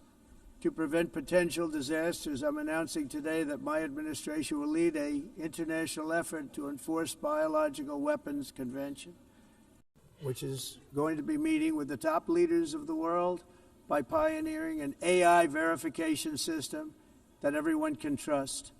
Hopefully the UN can play a constructive role, and it will also be one of the early projects under AI. Let's see how good it is, because a lot of people are saying it could be one of the great things ever, but it also can be dangerous, but it could be put to tremendous use and tremendous good, and this would be an example of that. Not only is the UN not solving the problems it should, too often, it's actually creating new problems for us to solve. The best example is the #1 political issue of our time, the crisis of uncontrolled migration. It's uncontrolled. Your countries are being ruined. The United Nations is funding an assault on Western countries and their borders. In 2024, the UN budgeted $372 million in cash assistance to support an estimated 624,000 migrants journeying into the United States. Think of that. The UN is supporting people that are illegally coming into the United States, and then we have to get them out. The UN also provided food, shelter, transportation, and debit cards to illegal aliens. Can you believe that? On the way to infiltrate our southern border. Millions of people came through that southern border. Just a year ago, millions and millions of people were pouring in, 25 million altogether over the 4 years of the incompetent Biden administration. And now we have it stopped, totally stopped. In fact, they're not even coming anymore because they know they can't get through. But what took place is totally unacceptable. The UN is supposed to stop invasions, not create them and not finance them. In the United States, we reject the idea that mass numbers of people from foreign lands can be permitted to travel halfway around the world, trample our borders, violate our sovereignty, cause unmitigated crime, and deplete our social safety net. We have reasserted that America belongs to the American people, and I encourage all countries to take their own stand in defense of their citizens as well. You have to do that because I see it. I'm not mentioning names. I see it, and I can call every single one of them out. You're destroying your countries. They're being destroyed. Europe is in serious trouble. They've been invaded by a force of illegal aliens like nobody's ever seen before. Illegal aliens are pouring into Europe. Nobody is ever, and nobody's doing anything to change it, to get them out. It's not sustainable. And because they choose to be politically correct, they're doing just absolutely nothing about it. And I have to say, I look at London where you have a terrible mayor, terrible mayor. And it's been so changed, so changed. Now they want to go to Sharia law. But you're in a different country. You can't do that. Both the immigration and their suicidal energy ideas will be the death of Western Europe if something is not done immediately. This cannot be sustained. What makes the world so beautiful is that each country is unique. But to stay this way, every sovereign nation must have the right to control their own borders. You have the right to control your borders, as we do now, and to limit the sheer numbers of migrants entering their countries and paid for by the people of that nation that were there and that built that particular nation at the time. They put their blood, sweat, tears, money into that country, and now they're being ruined. Proud nations must be allowed to protect their communities and prevent their societies from being overwhelmed by people they have never seen before, with different customs, religions, with different everything. Where migrants have violated laws, lodged false asylum claims, or claimed refugee status for illegitimate reasons, they should, in many cases, be immediately sent home. And while we will always have a big heart for places and people that are struggling and truly compassionate, answers will be given. We have to solve the problem, and we have to solve it in their countries, not create new problems in our countries. And we are very helpful to a lot of countries that are just not able to send their people anymore. They used to send them to us in caravans of 25,000, 30,000 people each. These massive caravans of people pouring into our country, totally unchecked and unvetted. But not anymore. According to the Council of Europe in 2024, almost 50% of inmates in German prisons were foreign nationals or migrants. In Austria, the number was 53% of the people in prisons were from places that weren't from where they are now. In Greece, the number was 54%, and in Switzerland, beautiful Switzerland, 72% of the people in prisons are from outside of Switzerland. When your prisons are filled with so-called asylum seekers who repaid kindness, and that's what they did, they repaid kindness with crime. It's time to end the failed experiment of open borders. You have to end it now. See, I can tell you, I'm really good at this stuff. Your countries are going to hell. In America, we've taken bold action to swiftly shut down uncontrolled migration. Once we started detaining and deporting everyone who crossed the border and removing illegal aliens from the United States, they simply stopped coming. They're not coming anymore. We're getting a lot of credit, but they're not coming anymore. This was a humanitarian act for all involved, because on the trips up, thousands of people a week were dying Women were being raped. Nobody's ever seen anything like it. Raped, horribly beaten, raped. On the trip up, the journey up, it was a long walk. It was a long, arduous journey, indeed. And it was also a historic victory against human trafficking throughout the region. What we did was a victory, and we saved so many lives of people that wouldn't make the journey. That journey was loaded up with death. Loaded up with death. Dead bodies all along the roads of jungles to get up. They go through jungles, they go through areas so hot you couldn't breathe. They were dying of suffocation. Areas so hot that you couldn't breathe. Dead bodies all over. By them not coming, we're saving tremendous numbers of lives. My people have done a fantastic job in doing what they did, and the American public agrees with it. I mean, I was very proud to see this morning I have the highest poll numbers I've ever had. Part of it is because of what we've done on the border. I guess the other part is what we've done in the economy. Joe Biden's policies empowered murderous gangs, human smugglers, child traffickers, drug cartels, and prisoners from all over the world. The previous administration also lost nearly 300,000 children. Think of that. They lost more than 300,000 children, little children, who were trafficked into the United States on the Biden watch, many of whom have been raped, exploited, and abused, and sold. Sold. Nobody talks about that. The fake news doesn't write about it. With many others, young children who are missing or dead. And we found a lot of these children, and we're sending them back, and we've been sending them back to their parents. They said, nobody knows who they are. They said, where do you come from? And they'll give us a country, and we'll find out, and we'll figure it out, and we'll bring them back to their homes. And the mother and father rush to the door, and their tears in their eyes. They can't believe that they're seeing their son or daughter, their little son or daughter again. We've done almost 30,000 of them so far. Any system that results in the mass trafficking of children is inherently evil. Yet that is exactly what the globalist migration agenda has done, and it's what it's all about. In America, those days, as you know, are over. The Trump administration is working, and we are continuing to work to track down the villains that are causing this problem, and also, as I said, to get back the 30,000 we've already returned. Now I think we're going to have another. We're going to find a lot.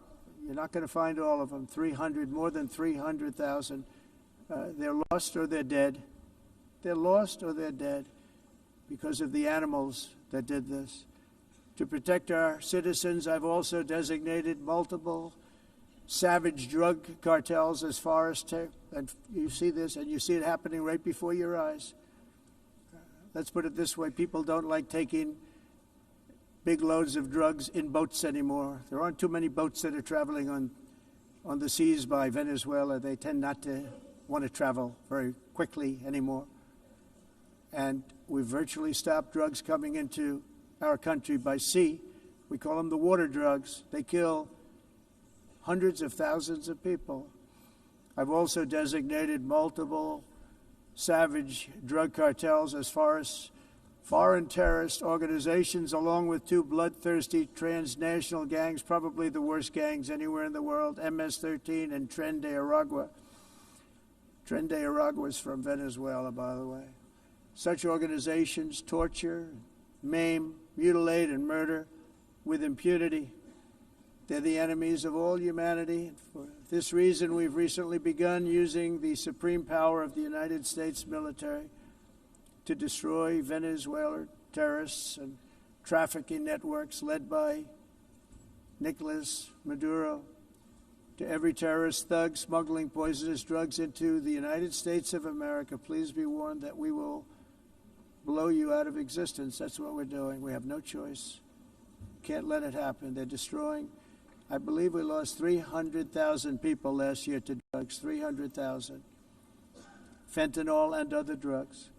Each boat that we sink carries drugs that would kill more than 25,000 Americans. We will not let that happen. Energy is another area where the United States is now thriving like never before. We're getting rid of the falsely named renewables.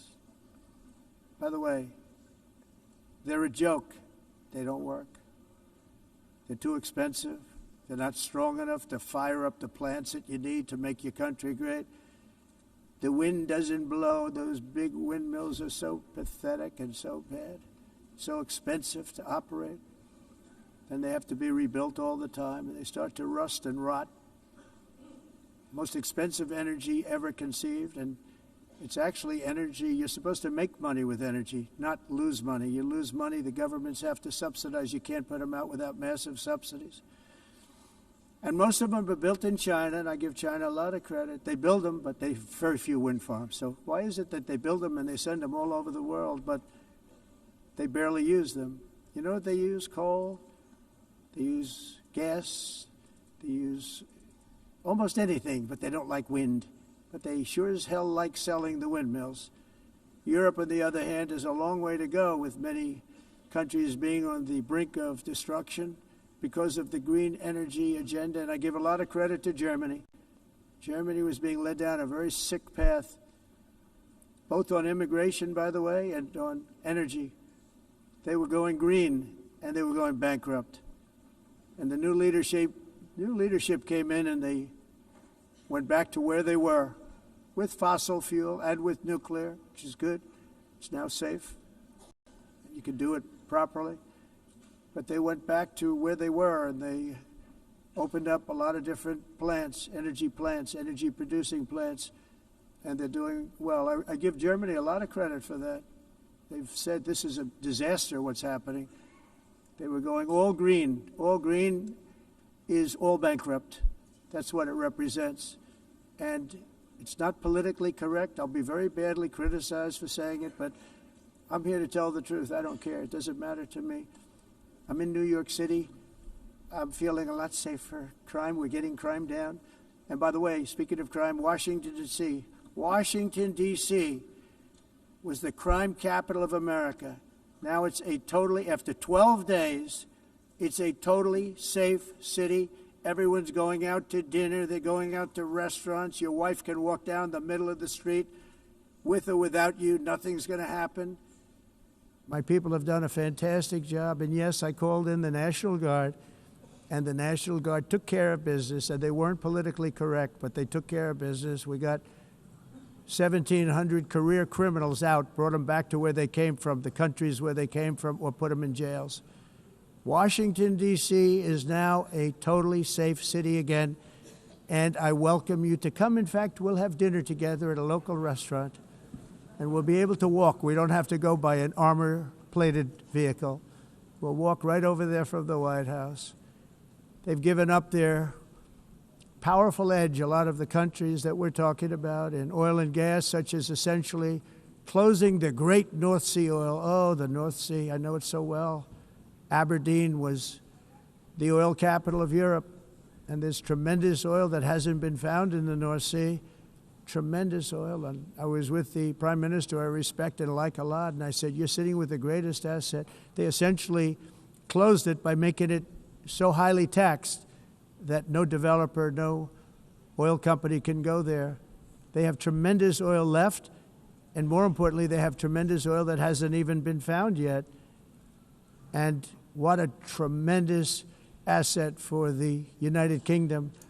And I hope the Prime Minister is listening, because I told it to him 3 days in a row. That's all he heard. North Sea oil, North Sea, because I want to see them do well. I want to stop seeing them ruining that beautiful Scottish and English countryside with windmills and massive solar panels that go 7 miles by 7 miles, taking away farmland. But we're not letting this happen in America. In 1982, the executive director of the United Nations Environmental Program predicted that by the year 2000, climate change would cause a global catastrophe. He said that it will be irreversible, as any nuclear holocaust would be. This is what they said at the United Nations. What happened? Here we are. Another UN official stated in 1989 that within a decade, entire nations could be wiped off the map by global warming. Not happening. You know, it used to be global cooling. If you look back years ago in the 1920s and the 1930s, they said, global cooling will kill the world. We have to do something. Then they said global warming will kill the world. But then it started getting cooler. So now they could just call it climate change, because that way they can't miss. It's climate change. Because if it goes higher or lower, whatever the hell happens, there's climate change. It's the greatest con job ever perpetrated on the world, in my opinion. Climate change, no matter what happens, you're involved in that. No more global warming, no more global cooling. All of these predictions made by the United Nations and many others, often for bad reasons, were wrong. They were made by stupid people that have cost their countries fortunes and given those same countries no chance for success. If you don't get away from this green scam, your country is going to fail. And I'm really good at predicting things, you know. They actually said during the campaign they had a hat, the best-selling hat. Trump was right about everything. And I don't say that in a braggadocious way, but it's true. I've been right about everything. And I'm telling you that if you don't get away from the green energy scam, your country is going to fail. And if you don't stop people that you've never seen before, that you have nothing in common with, your country is going to fail. I'm the President of the United States, but I worry about Europe. I love Europe. I love the people of Europe. And I hate to see it being devastated by energy and immigration. This double-tailed monster destroys everything in its wake, and they cannot let that happen any longer. You're doing it because you want to be nice. You want to be politically correct, and you're destroying your heritage. They must take control strongly and immediately of the unmitigated immigration disaster and the fake energy catastrophe before it's too late. The carbon footprint is a hoax made up by people with evil intentions, and they're heading down a path of total destruction. You know, the carbon footprint was a big, big thing a few years ago. I remember hearing about the carbon footprint, and then President Obama would get into Air Force One, a massive Boeing 747, and not a new one, an old one with old engines that spew everything into the atmosphere. He'd talk about the carbon footprint, we must do so. Then he'd get in and he'd fly from Washington to Hawaii to play a round of golf. And then he'd get back onto that big, beautiful plane and he'd fly back and he'd talk about, again, global warming and the carbon footprint. It's a con job. At extreme cost and expense, Europe reduced its own carbon footprint by 37%. Think of that. Congratulations, Europe. Great job.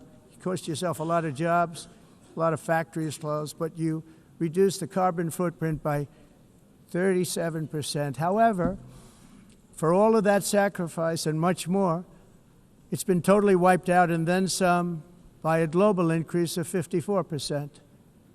Much of it coming from China and other countries that are thriving around China, which now produces more CO2 than all the other developed nations in the world. So all of these countries are working so hard on the carbon footprint, which is nonsense, by the way. It's nonsense. You know, it's interesting. In the United States, we have still radicalized environmentalists, and they want the factories to stop. Everything should stop. No more cows. We don't want cows anymore. I guess they want to kill all the cows. They want to do things that are just unbelievable, and you have it too. But you know, we have a border, strong, and we have a shape, and that shape doesn't just go straight up. That shape is amorphous when it comes to the atmosphere. And if we had the most clean air, and I think we do, we have very clean air. We have the cleanest air we've had in many, many years. But the problem is that other countries, like China, which has air that's a little bit rough, it blows. And no matter what you're doing down here, the air up here tends to get very dirty because it comes in from other countries where their air isn't so clean. And the environmentalists refuse to acknowledge that. Same thing with garbage. In Asia, they dump much of their garbage right into the ocean. And over about a 1 week and 2 week journey, it flows right past Los Angeles. You've seen it. Massive amounts of garbage, almost too much to do anything about, flowing past Los Angeles, past San Francisco, and then somebody will get in trouble because he dropped a cigarette on the beach. The whole thing is crazy.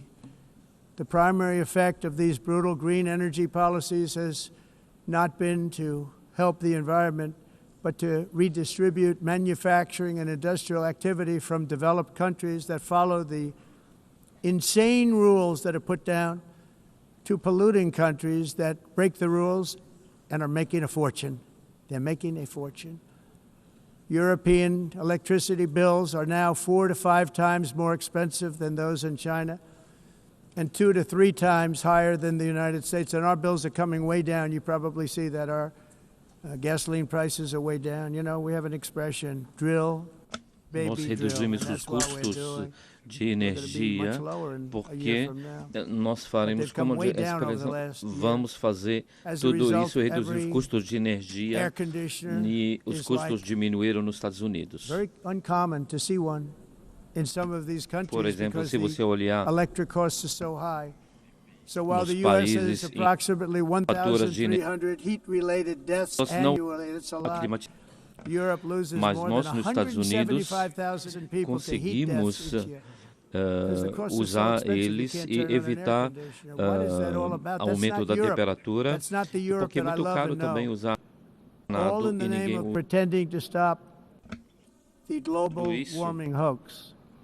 The entire globalist concept of asking successful industrialized nations to inflict pain on themselves and radically disrupt their entire societies must be rejected completely and totally, and it must be immediate.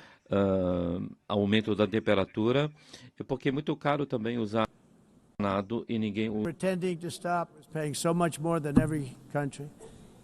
Others weren't paying. China didn't have to pay until 2030.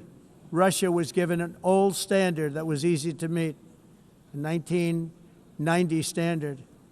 But for the United States, we're supposed to pay like $1 trillion. And I said, this is another scam. The fact is, the United States has been taken advantage of by the world for many, many years, but not any longer, as you probably noticed.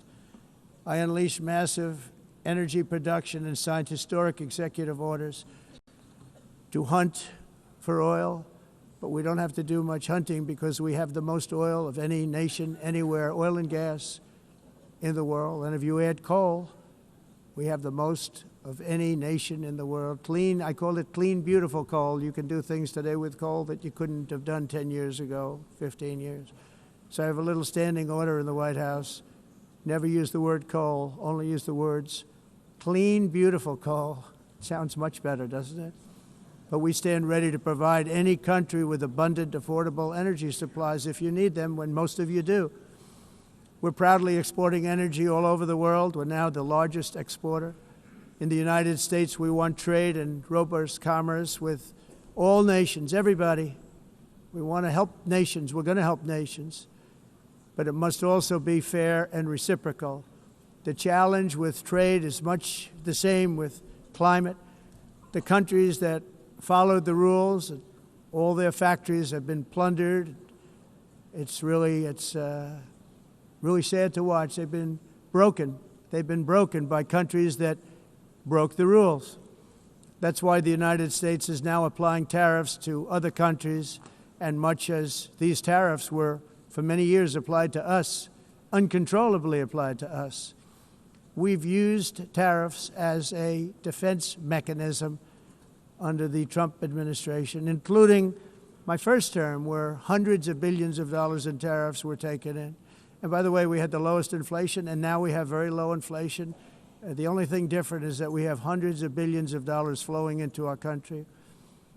But this is how we will ensure that the system works for everyone and is sustainable into the future. We're also using tariffs to defend our sovereignty and security throughout the world, including against nations that have taken advantage of former U.S. administrations for decades, including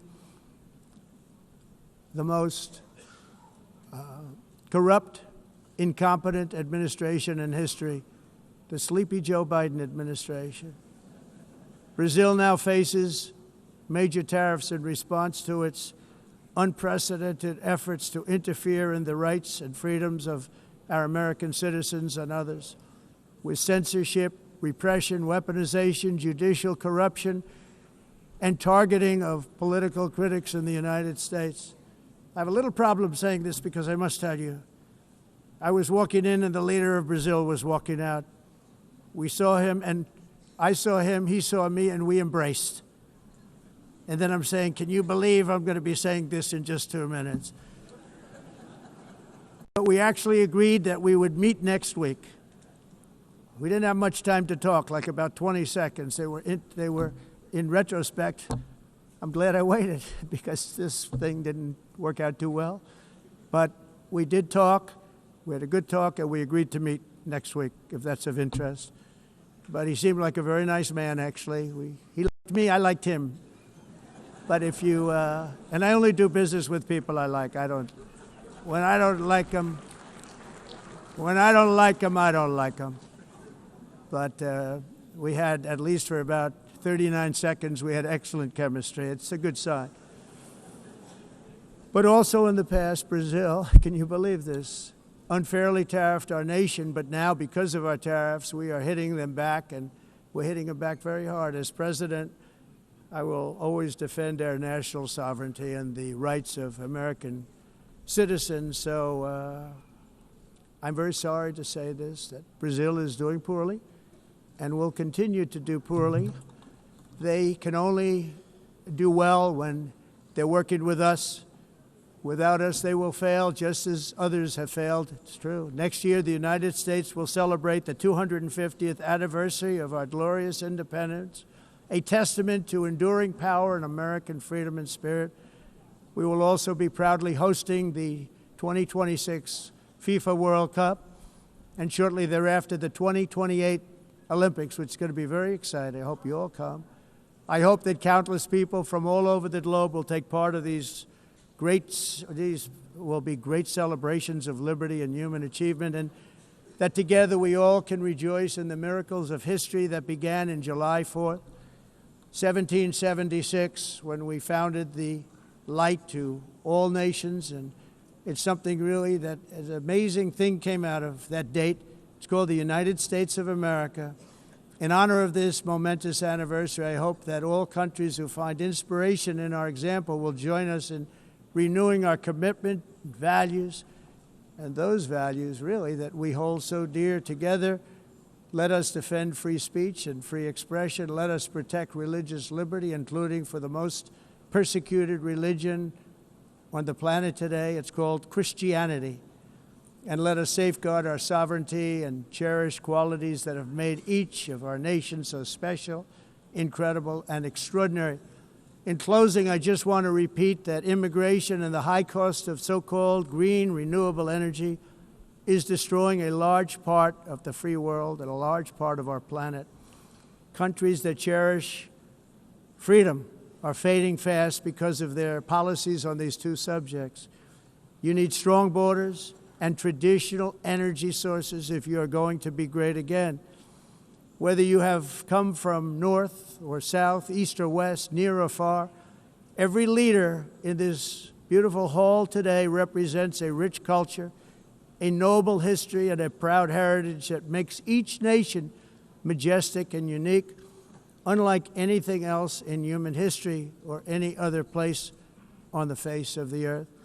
From London to Lima, from Rome to Athens, from Paris to Seoul, from Cairo to Tokyo and Amsterdam to right here in New York City, we stand on the shoulders of the leaders and legends, generals and giants, heroes and titans who won and built our beloved nations, all of our nations, with their own courage, strength, spirit, and skill.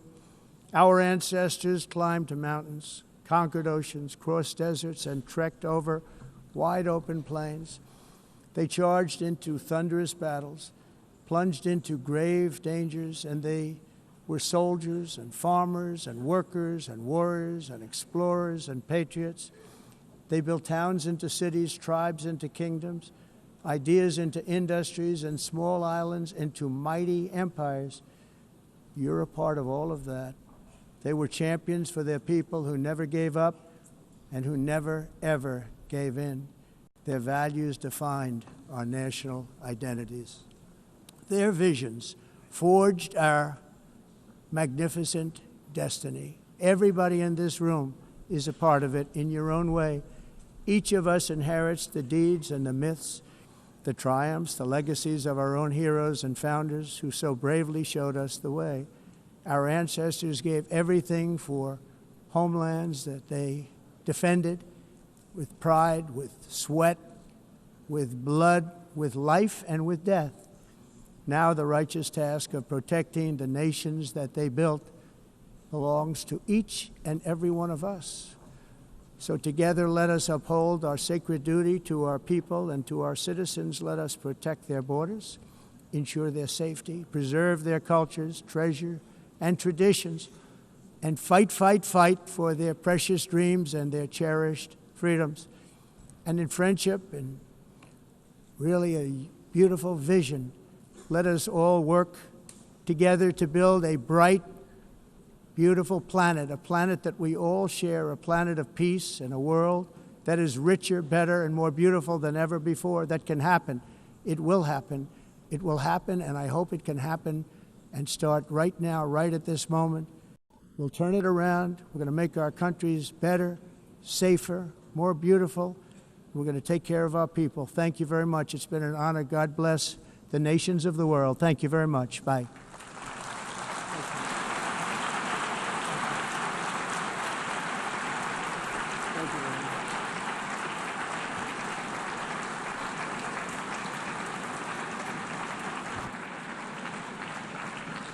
On behalf of the Assembly, I wish to thank the President of the United States,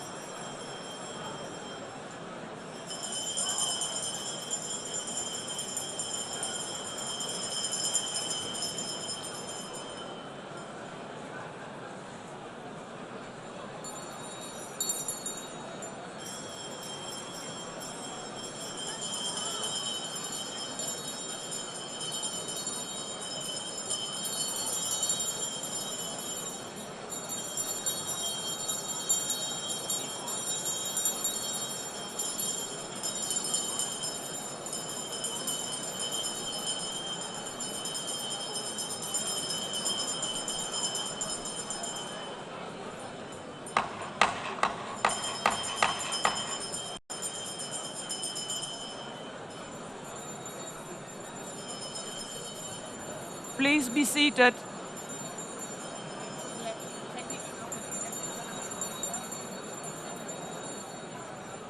Please be seated.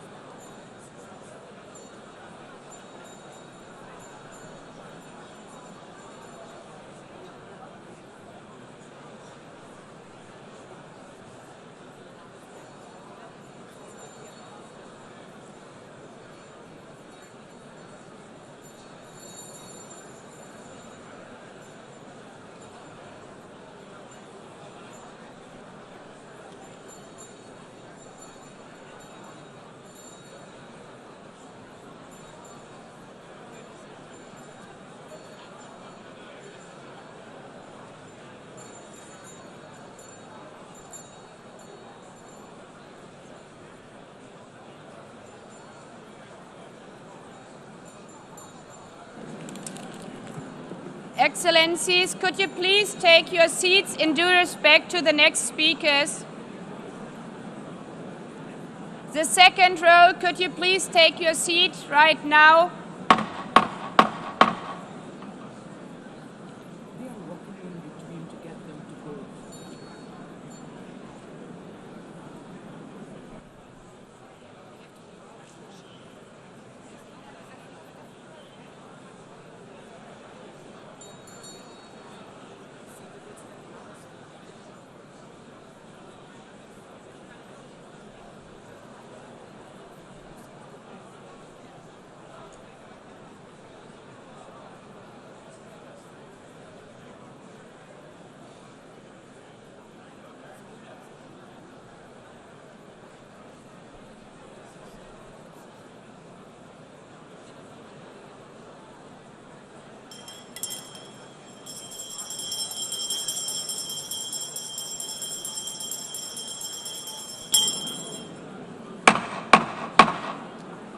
Please take a seat now.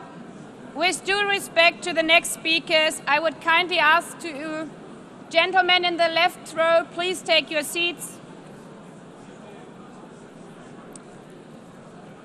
We will continue.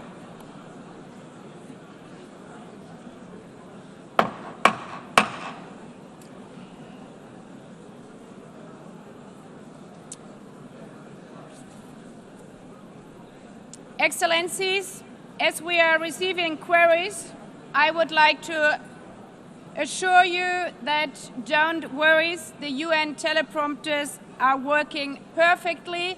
And by this technical note, I would like to call on the next speaker. The Assembly will hear an address by His Excellency Prabowo Subianto, President of the Republic of Indonesia. I request protocol to escort His Excellency and invite him to address the Assembly.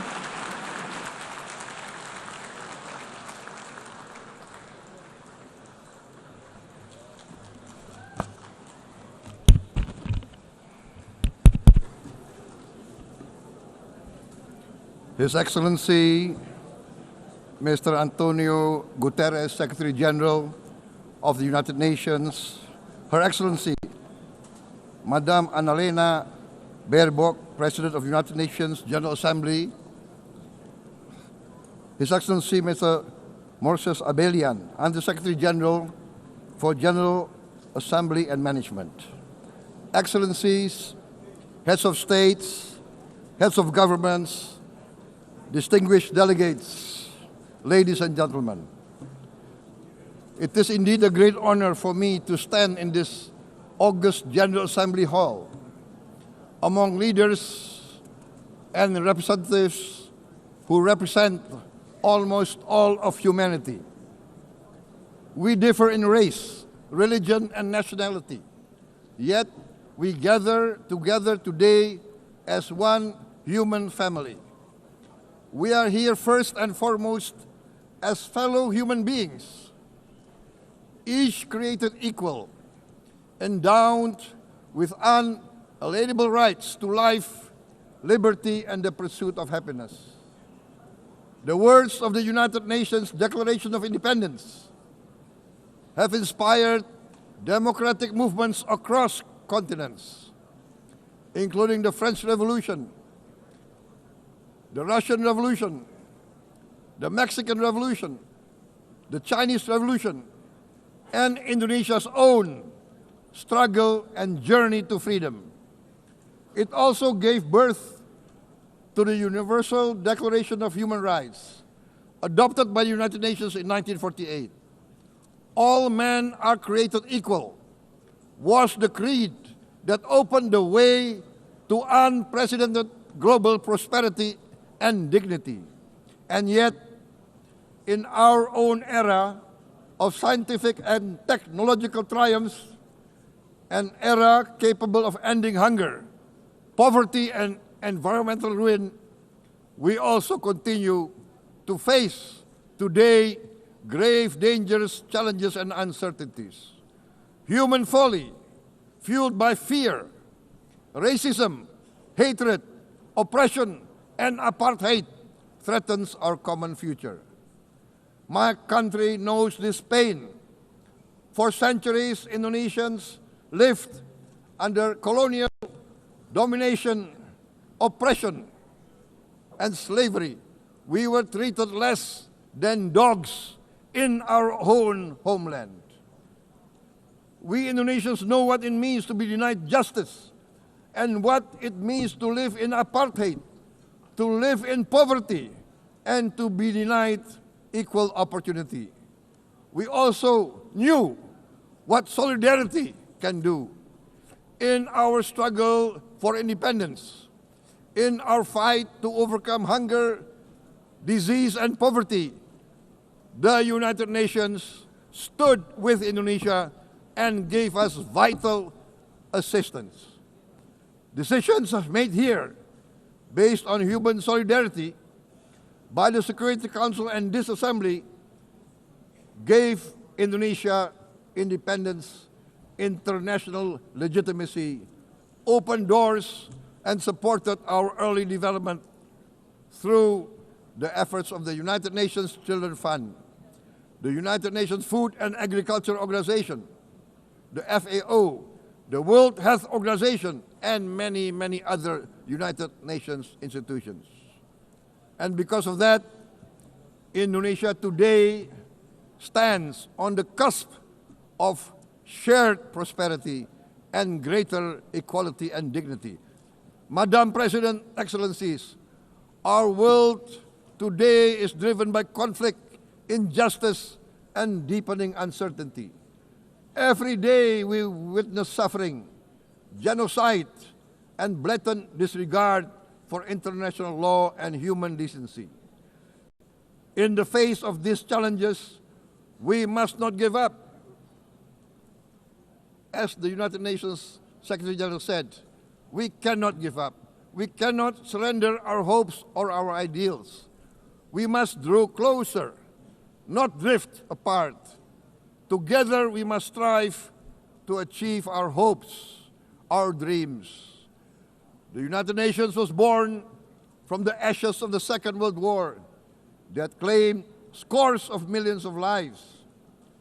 It was created to secure peace, security, justice, and freedom for all. We remain committed to internationalism, to multilateralism, and to every effort that strengthens this great institution. Today, Indonesia is nearer than ever before to meeting the sustainable development goals of ending extreme poverty and hunger. Because years ago, this very chamber chose to listen and uphold social and economic justice, we will never forget. And today, we must never be silent while Palestinians are denied that same justice and legitimacy in this very hall. Excellencies, Thucydides warned, the strong do what they can, the weak suffer what they must. We must reject this doctrine. The United Nations exist to reject this doctrine. We must stand for all, the strong and the weak. Might cannot be right. Right must be right. Indonesia today is one of the largest contributors to United Peacekeeping Forces. We believe in the United Nations. We will continue to serve where peace needs guardians, not with just words, but with boots on the ground. If and when the United Nations Security Council and this great assembly decide Indonesia is prepared to deploy 20,000 or even more of our sons and daughters to help secure peace in Gaza or elsewhere, in Ukraine, in Sudan, in Libya, everywhere when the peace needs to be enforced, peace needs to be guarded, we are ready. We will take our share of the burden, not only with our sons and daughters, we are also willing to contribute financially to support the great mission to achieve peace by the United Nations. Madam President, Excellencies, I propose to this Assembly a message of hope and optimism, grounded in action and execution. Today, we heard the speech of Madam President, the President of the United Nations General Assembly. Yes, it is true what she said. Without the International Civil Aviation Organization, will we be here today? Will we sit in this great hall? Without the United Nations, we cannot be safe. No country can feel secure. We need the United Nations, and Indonesia will continue to support the United Nations, even though we still struggle, but we know the world needs a strong United Nations. The world's population is growing. Our planet is under strain. Food, energy, and water insecurity haunt many nations. We choose to answer these challenges directly at home and to help abroad wherever we can. This year, Indonesia recorded the highest rice production and grain reserves in our history. We are now self-sufficient in rice, and we are starting now to export rice to other nations in need, including providing rice for Palestine. We are building resilient food supply chains, strengthening farmer productivity, investing in climate-smart agriculture to ensure food security for our children and for the children of the world. We are confident in a few years' time, Indonesia will be the granary of the world. As the world's largest island state, we testify before you that we are already experiencing the direct consequences of climate change, particularly the threat of rising sea levels. The sea level on the north coast of our capital city is increasing by 5 centimeters every year. Can you imagine in 10 years? Can you imagine in 20 years? For this, we are forced to build a giant seawall, 480 kilometers in length. It will take us maybe 20 years, but we have no choice. We have to start now. Therefore, we choose to confront climate change not by slogans, but by immediate steps. We are committed to meeting our 2015 Paris Agreement obligations. We aim to achieve net zero emission by 2060, and we are very confident we can achieve net zero emission much earlier.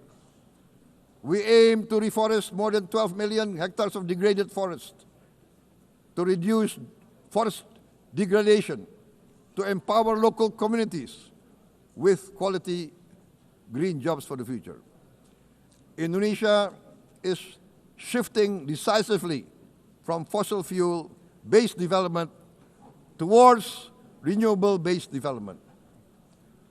From next year, most of our additional power generation capacity will come from renewables. Our goal is clear: to lift all of our citizens out of poverty and make Indonesia a hub for solutions to food, energy, and water security. Madam President, Excellencies, we live in a time when hatred and violence can seem to be the loudest voices. But beneath this loud noise lies a quieter truth, that every person longs to be safe, to be respected, to be loved, and to leave a better world to their children. Our children are watching. They are learning leadership, not from textbook, but from our choices. Today, still, a catastrophic situation in Gaza is unfolding before our eyes. At this very moment, the innocent are crying for help, are crying to be saved. Who will save them? Who will save the innocent? Who will save the old and women? Millions are facing danger at this very moment. As we sit here, they are facing trauma. They are facing irreparable damage to their bodies. They are dying of starvation. Can we remain silent? Will there be no answer to their screams? Will we teach them that the human family can rise to the challenge? Madam President, we must act now. Many speakers have said that. We must stand for a multilateral order where peace, prosperity, and progress are not the privilege of a few, but the right of all. With a strong United Nations, we can build a world where the weak do not suffer what they must, but live the justice that they deserve. Let us continue humanity's great journey of ideals, the selfless aspirations that created the United Nations. Let us use science to uplift, not use science to destroy. Let rising nations help others to lift themselves. I am convinced that the leaders of the great world civilizations of the West, of the East, of the North, of the South, leaders of America, Europe, of India, China, the Islamic world, the whole world, I am convinced they will rise to their role demanded by history. We are all hopeful that the leaders of the world will show great statesmanship, great wisdom, restraint, humility, overcome hate, overcome suspicion. Madam President, distinguished delegates, we are greatly heartened by the events of the last few days, where significant leading countries of the world have chosen to side with history, to choose the right side of history, the path of the moral high ground, the path of rectitude, the path of justice, the path of humanity, to shun hatred, to overcome suspicion, and to avoid the use of violence. The use of violence will beget violence. No one country can bully the whole community of the human family.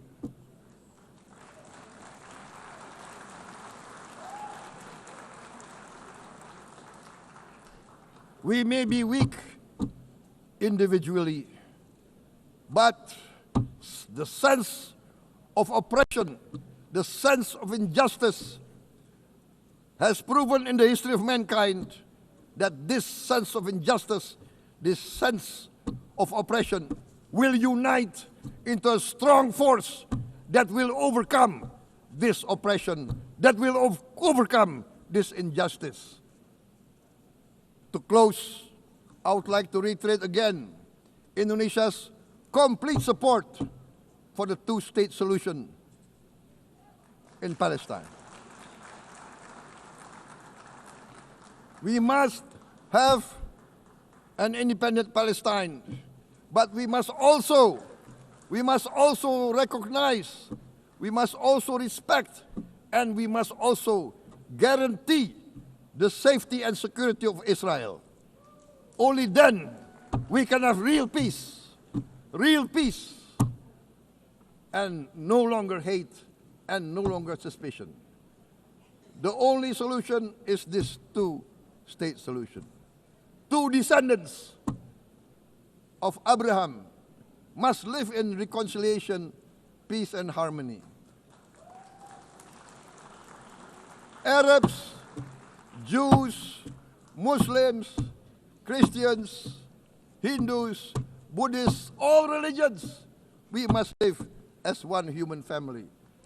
Indonesia is committed to being part of making this vision a reality. Is this a dream? Maybe, but this is the beautiful dream that we must work together towards. Let us work towards this noble goal. Let us continue humanity's journey of hope, a journey started by our forefathers, a journey that we must complete. Thank you. Wassalamualaikum warahmatullahi wabarakatuh.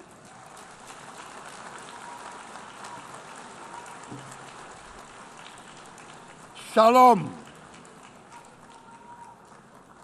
Om Santi, Santi, Santi Om. Namo Buddhaya. Thank you very much. May God bless us all. May peace be upon us. Thank you very much. Thank you. On behalf of the Assembly, I wish to thank the President of the Republic of Indonesia.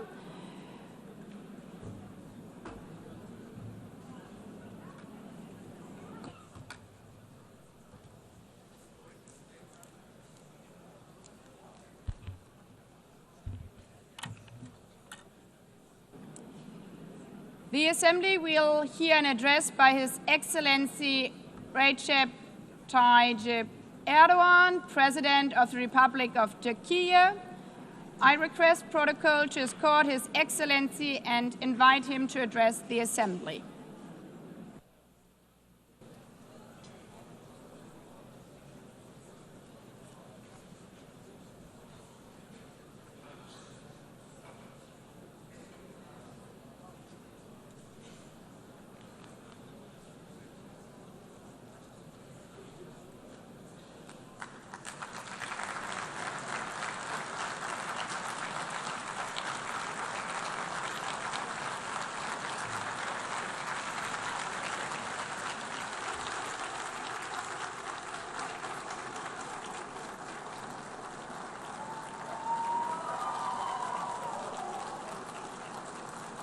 Sayın Başkan, Excellency, değerli President of UNGA, devlet ve hükümet başkanları, Excellencies, Heads of State and Government, Sayın Genel Sekreter, Distinguished Secretary General, kıymetli delegeler, Distinguished sizleri Delegation Members, şahsım ve milletim on behalf adına of myself and en my kalbi nation, I duygularımla greet you all with selamlıyorum. most heartfelt feelings. Birleşmiş Milletler I wish 80. for the Genel 80th Kurulu'nun United tüm Nations insanlık General için Assembly to hayırlara bring vesile blessings to olmasını all humanity. temenni ediyorum. İnsanlığın ortak vicdanını temsil I'm eden deeply honored bu to kürsüden address you once again from this sizlere bir podium, kez daha hitap which etmekten represents the collective büyük conscience bir of bahtiyarlık duyuyorum. humanity.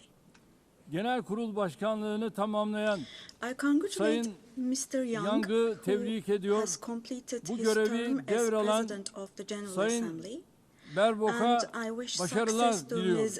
Baerbock, who has Konuşmamın hemen taken başında over this position. Filistin'in giderek artan sayıda ülke At the outset tarafından of my tanındığı speech, bir I would like to dönemde first express my Filistin regret Devlet at the Başkanı absence today Sayın of the Mahmut President Abbas'ın of the State bugün of Palestine, bizzat Mahmut aramızda Abbas, at a olamayışından time when duyduğum Palestine üzüntüyü is being ifade etmek istiyorum. recognized by an increasing number of Biz countries. bugün bu kürsüde Today, kendi we stand here vatandaşlarımızla on this birlikte podium. I sesi stand here on kısılmak this istenen podium Filistin alongside halkına my tercüman olmak 86 için million de citizens, bulunuyoruz. also for our Filistin Palestinian devletini brothers and tanıyacağını sisters açıklayan whose voices are tüm being silenced. ülkelere teşekkür ediyor.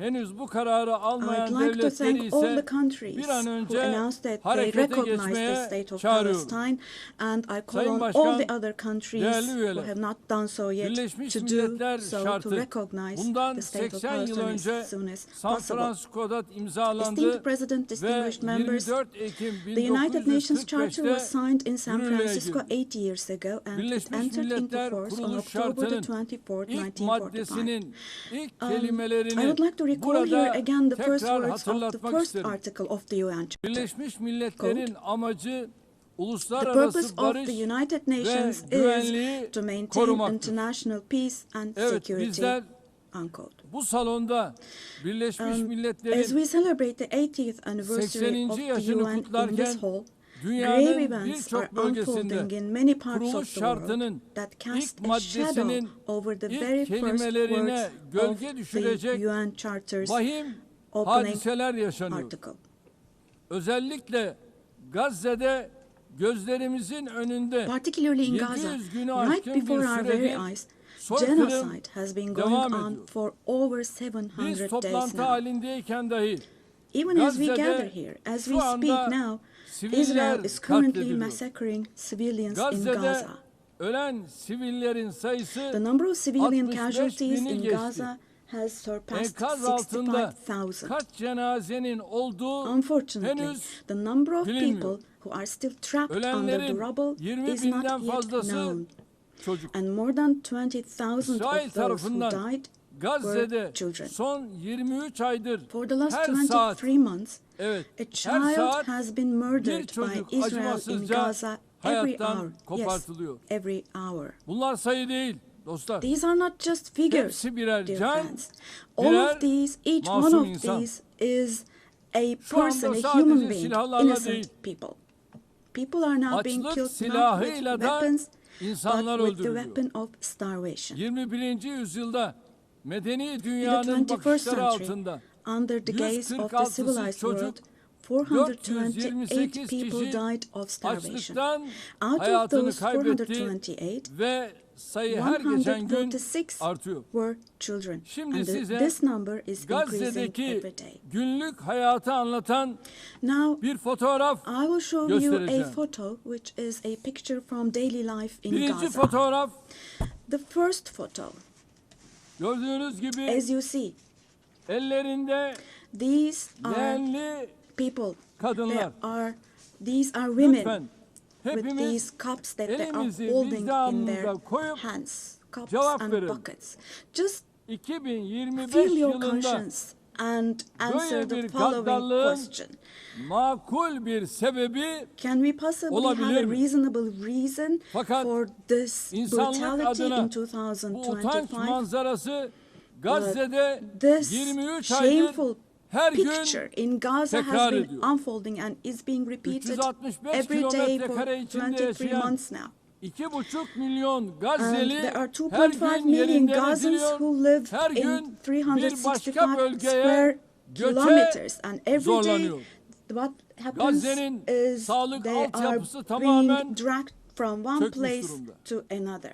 The Doktorlar healthcare öldürüldü infrastructure ya of da Gaza gözaltına alındı. is completely collapsed. Doctors have Ambulanslar been killed vuruldu. or they have Hastaneler disappeared bombalandı. while under custody. Yıkıldı. Ambulances have been hit. Tedavi Hospitals mümkün değil. targeted and destroyed. Operasyon Treatment mümkün is değil. not possible. Surgery İlaç is bulmak not possible. It's mümkün not değil. possible to find Dostlar, medications. bakın Now, Tayyip dear Erdoğan olarak now, as içim Tayyip yanarak, Erdoğan, with içim a kan heavy ağlayarak heart, söylüyorum. with my heart Henüz bleeding here, 2-3 I'm telling you, yaşındaki elleri, innocent kolları, little ones, bacakları just olmayan 2 or 3 years masum old, yavrucuklar without hands, bugün maalesef arms or legs, Gazze'nin have olağan become, fotoğrafı haline unfortunately, gelmiştir. a common sight to see in Gaza.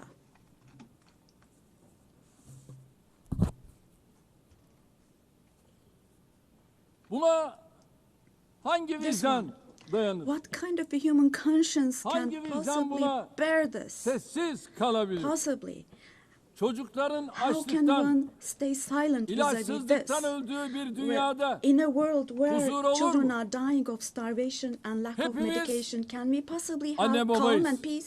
We all are üzerine parents. titrediğimiz We have evlatlarımız, children torunlarımız or var. grandchildren Burada, who we dearly cherish. Amerika'da, Here, Avrupa'da, say in dünyanın her America or yerinde in Europe, anywhere bir in the çocuğun world, eline when a küçük small bir rose diken batsa, thorn hurts a anne child's babaların hand, yüreği yanıyor. the hearts of Ama parents Gazze'de break. But in çocukların Gaza, elleri, children's kolları, hands, arms bacakları and legs are anestezi being amputated yapılmadan without ampute ediliyor. anesthesia.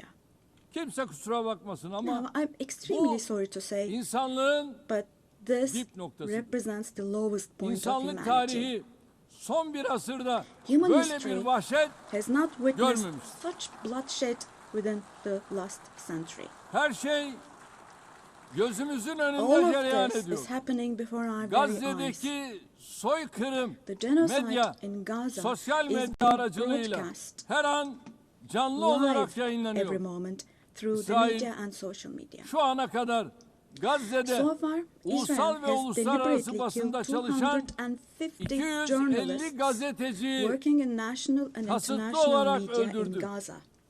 Gazze'ye tüm girişleri yasakladı. And Ama yine de they soykırımı have closed gizleyemedi. all the entrance Filistin into Gaza, topraklarında but they still have not devam been able to eden cover up the genocide. soykırıma her fırsatta I dikkatlerini çeken wholeheartedly support Genel Secretary General Sekreter Guterres Sayın because he Guterres'i consistently draws gönülden attention to the destekliyorum. ongoing Cesareti için genocide kendisini in Palestinian bir kez daha territories, and I would like tebrik to once ediyorum. again congratulate him for his courage. Ancak But Birleşmiş Milletler the Gazze'de United kendi Nations has çalışanlarını not dahi even been able to maalesef protect its own koruyamamıştır. personnel in Gaza. Gazze'de insanlara yardım için Unfortunately. koşturan 500 In kişi Gaza, 500 öldürülmüştür. people rushing to help others Ve have bunların been killed. Out 326'sı of those 500, Birleşmiş Milletler personeli. 326 were Sayın UN Başkan, staff members. Değerli üyeler, Esteemed President, bakınız distinguished members, soykırım tıpkı Now, Holocaust gibi insanların toplu halde iması genocide, için like the kullanılan Holocaust, is a utanç shameful verici, concept which insanlık refers dışı to the mass barbarca extermination bir of kavramdır. people. It's a Oysa barbaric bugün concept. Gazze'de Today, sadece insanlar öldürülmüyor. It's not only people who are being killed in Gazze'de Gaza, hayvanlar mind you. hedef alınarak Animals öldürülüyor. are being targeted and Gazze'de killed in Gaza. tarım alanları, bahçeler, In Gaza, ağaçlar, agricultural land, otlar, gardens, Gazze'de trees, grass, asırlık zeytin ağaçları century-old olive yok trees ediliyor. are being destroyed. Gazze'de In Gaza, sular yok ediliyor. water supplies are being Kirletiliyor. destroyed and Gazze'de polluted. binalar, evler, Buildings, kütüphaneler, homes, hastaneler, libraries, okullar, hospitals, camiler, schools, mosques, kiliseler, churches, tarihi yapılar and historical bilinçli bir structures şekilde in Gaza are being yıkılıyor. deliberately destroyed. Gazze'nin toprağı insan içinde, The soil hayvan of içinde, Gaza is being bitki rendered içinde useless for humans, artık işe for animals, yaramaz and for hale plants. getiriliyor. İşte sizlere bir başka fotoğraf daha. Let me show you yet another Şimdi size photo. soruyorum. And let me ask you Elimdeki here. şu fotoğrafın Look at this güvenlik arayışıyla ne ilgisi var? What could this photo here Bunun possibly adı have to do with security canlıya concerns? düşmanlık. Hayata This is being düşmanlık değil. against Bu kürsüden life. açık açık ifade ediyorum. Don't you think? Gazze'de Let bir me savaş state yok. this openly from this podium. Gazze'de There is iki no war taraftan in Gaza. söz edilemez. We cannot possibly talk about the Gazze'de bir presence yanda of two sides in elinde en Gaza. modern, Because en in öldürücü Gaza, on silahlar one olan side, there is a düzenli regular ordu, army diğer with the most tarafta ise modern, most lethal masum weapons. siviller, And on the other masum hand, there are çocuklar innocent var. civilians, Bu innocent terörle children. mücadele değildir. This is not fight Bu against 7 Ekim terrorism. olayı öne sürülerek yürütülen bir işgal, tehcir, This is an occupation, sürgün, deportation, soykırım, daha exile, doğrusu genocide, bir toplu and kıyım life politikasıdır. destruction, mass destruction Bugün policy Gazze carried out Hamas by invoking the bahanesiyle events of yok October the edilirken 7th. eş Today, zamanlı while olarak Gaza is being destroyed Hamas'ın under the yönetimde pretext of olmadığı Hamas, Batı Şeria'da concurrently, adım adım simultaneously, işgal the edilmekte, West Bank, where Hamas infazlarla is not in masum power, siviller is also being katledilmektedir. occupied step by step, and Üstelik innocent İsrail, civilians are being Gazze massacred through ve Batı executions. Şeria ile Moreover, sınırlı Israel kalmıyor, is not limiting Suriye'ye, itself to Gaza and the İran'a, West Bank only. Yemen'e, By launching attacks Lübnan'a on Syria, saldırılar on Iran, düzenleyerek Yemen, and bölge Lebanon, barışını da Israel tehdit ediyor. is also En threatening son regional peace. arabulucu Just Katar'da recently, an Israeli ateşkes attack müzakereleri took place için against a toplantı delegation, yapan heyete delegation İsrail meeting in saldırısı Qatar for gerçekleşmiştir. ceasefire negotiations. Katar'a yönelik saldırı The göstermiştir ki attack on Qatar İsrail has also yönetimi shown that tamamen the Israeli kontrolü leadership is now kaybetmiştir. completely out of control. Netanyahu'nun barış yapmaya da rehineleri Netanyahu kurtarmaya da niyetinin is olmadığı not obviously bir kez daha interested in forging anlaşılmıştır. peace or releasing Sadece the komşuları değil, hostages. Orta Doğu'daki Not only tüm ülkeler Israel's neighbors, İsrail but all hükümetinin countries in the Middle pervasız East are tehditlerine subject to the Israeli muhatap oluyor. government's reckless Şunun da threats. farkına varalım.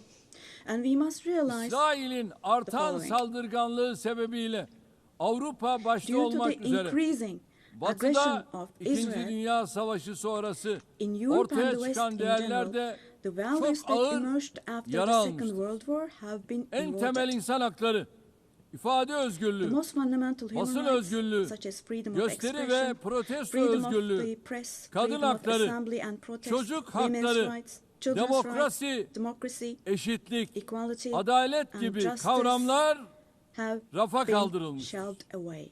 Gelinen noktada At this point, hepimiz we all şu have to gerçeği see görmek zorundayız. the following Değerli truth, dostlar, my dear friends. vaat edilmiş topraklar The Israeli saplantısıyla government, hareket driven by an eden obsession with İsrail the yönetimi promised lands, yayılmacı bir is politikayla openly threatening bölge regional barışına peace and ve shared insanlığın values of müşterek kazanımlarına kastetmektedir. 3 semavi dinin kutsal beldesi, Three celestial insanlığın religions. ortak mirası olan Kudüs-ü Şerif Jerusalem bu radikalizmin all doğrudan three celestial hedefi. religions and Vicdan sahibi a common Musevileri de inherited rahatsız eden, holy place. onların da tasvip etmediği Al-Quds is dahası holy for all tüm three dünyada religions. antisemitizmi körükleyen bu cinnet This hali madness disturbs artık conscientious Jews. daha It fazla fuels anti-Semitism devam around the edemez. world. We cannot continue with this madness anymore. Gazze'de ateşkes bir an önce sağlanmalı, We have to have saldırılar ceasefire in Gaza durmalı, as soon as possible. insani Attacks yardımların should stop. engelsiz girişine Humanitarian aid mutlaka should be able to izin enter with verilmelidir. no obstacles. Soykırım kadrosunun uluslararası genocide hukuka hesap vermesi Team temin should be held edilmelidir. accountable vis-a-vis İnşallah international law. bu mutlaka And God willing, gerçekleşecektir. this will definitely Gazze'de happen. yaşanan barbarlığa karşı Vis-a-vis the sesini barbarity yükseltmeyen, taking place in tavır Gaza, almayan herkes everyone bu who is vahşetin keeping silent sorumluluğuna ortak. is accomplice to this Buradan barbarity. bütün devlet ve From hükümet here, I would başkanlarına like to call on samimiyetle all the heads sesleniyorum. of state and Gün bugün. government. Today is the Gün day. insanlık adına Filistinli Today mazlumların is the day yanında to to stand firm alongside the oppressed Palestinians and alongside humanity. Gazze'deki barbarlığa tepki While your gösterirken peoples back home are reacting to the sizler de barbarity in adım Gaza, adım do cesaretinizi show the gösterin. courage to take action here. Çocukları büyüttüğü Gazze'ye Fulfill your karşı humanitarian duty insanlık toward Gaza, görevinizi where yerine children getirin. are raising Bu children. vesileyle dünyanın farklı On ülkelerinde this occasion, Gazze'li mazlumlara sahip çıkmak için meydanları dolduran I would like to say Gazze'li the following. masumlara There destek are olmak için peoples all around the world who denizlere are taken to the yelken açan streets. akademisyeniyle, sanatçısıyla, Unarmed activists and siyasetçisiyle, volunteers from different aktivistiyle, countries of the world, öğrencisiyle, academicians, tüm students, Filistin journalists, savunucularına everyone, en all the kalbi defenders of selamlarımı yolluyorum. Palestine. I would like to say to them, thank you so much. And clear bows Kıymetli and delegeler, favorable winds 13 for yıl their boyunca actions. sizlere Esteemed bu delegation kürsüden members, for komşumuz 13 Suriye'de years, yaşanan I zulümden have spoken to you ve from this çatışmalardan platform about the oppression and conflicts in our nasıl neighbor bugün Syria. Gazze'li mazlumlar için Just as I sesimizi raised my voice yükseltiyorsak today for the oppressed 13 people yıl of süresince Gaza, de Suriyelilerin likely for feryatlarına 13 years, dikkat I çek. have also drawn attention to the Burada onların cries da of the Syrians, sesi, and nefesi here oldu. I became their voice 1 milyon and insanın breath as well. hayatına, milyonlarcasının da The persecution vatanlarını that caused terk the deaths etmesine of 1 sebep million olan zulüm, people and 8 that Aralık forced millions devrimiyle more to birlikte flee their hamdolsun homeland has, artık thankfully, tarihe become a karıştı. thing of the past. Suriyeli With the kardeşlerimiz December 8th 8 revolution. Aralık tarihi Our Syrian itibariyle brothers and sisters yeni bir dönemin opened the doors to a new kapılarını period açtılar. as of December the 8th.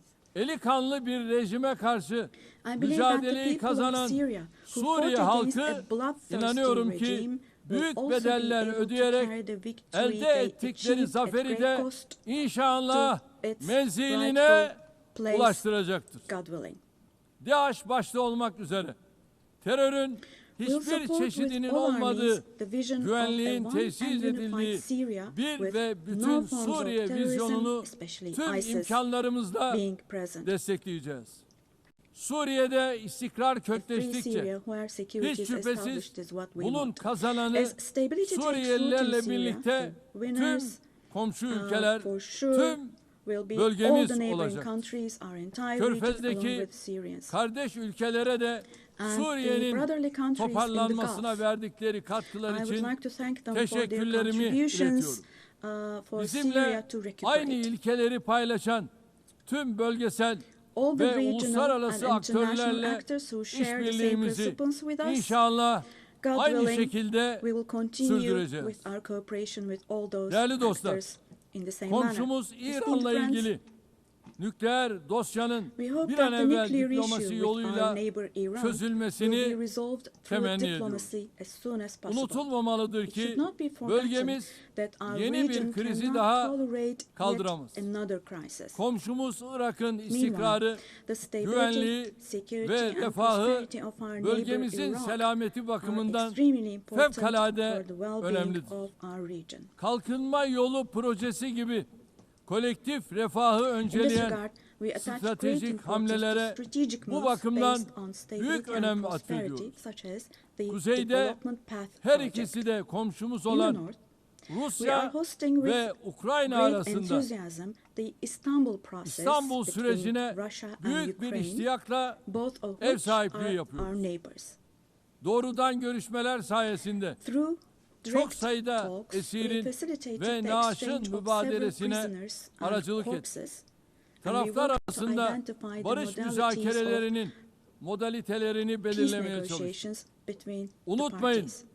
savaşın kazananı forget, adil bir barışın there kaybedeni is no olmaz winner of şiarıyla war önümüzdeki and no dönemde losers de of a just ateşkes peace. için So with this çaba motto in mind, in göstermeye the coming days devam also, edeceğiz. we will continue to work hard for a Azerbaycan peaceful ve ceasefire. Ermenistan arasında barışın Meanwhile, tesisi için We have tarafları encouraged the parties en from başından the very bu yana beginning to establish peace cesaretlendirdik. between Azerbaijan 8 and Ağustos Armenia. tarihinde iki ülke arasında kalıcı We are barışa pleased giden that steps were adımların taken on atılmasından August the 8th, memnuniyet duyuyoruz. steps that will enable the Azerbaycan establishment of Cumhurbaşkanı lasting peace Sayın between the two Aliyev countries. ile Ermenistan I would like to Başbakanı once again Sayın congratulate the President Paşinyan of başta Azerbaijan, olmak İlham üzere Aliyev, the sürece Prime Minister katkıda of bulunan Armenia, Nikol Amerikan Pashinyan, Başkanı and Sayın the American Trump'ı President Donald burada Trump, who bir kez daha contributed tebrik to ediyorum. this process, and I would like to Bu congratulate them. vesileyle ülkemizle Ermenistan On arasındaki this occasion, I would normalleşme also like to state sürecinin that the kendi normalization rayında process between ilerlediğini our de country and ifade Armenia etmek is isterim.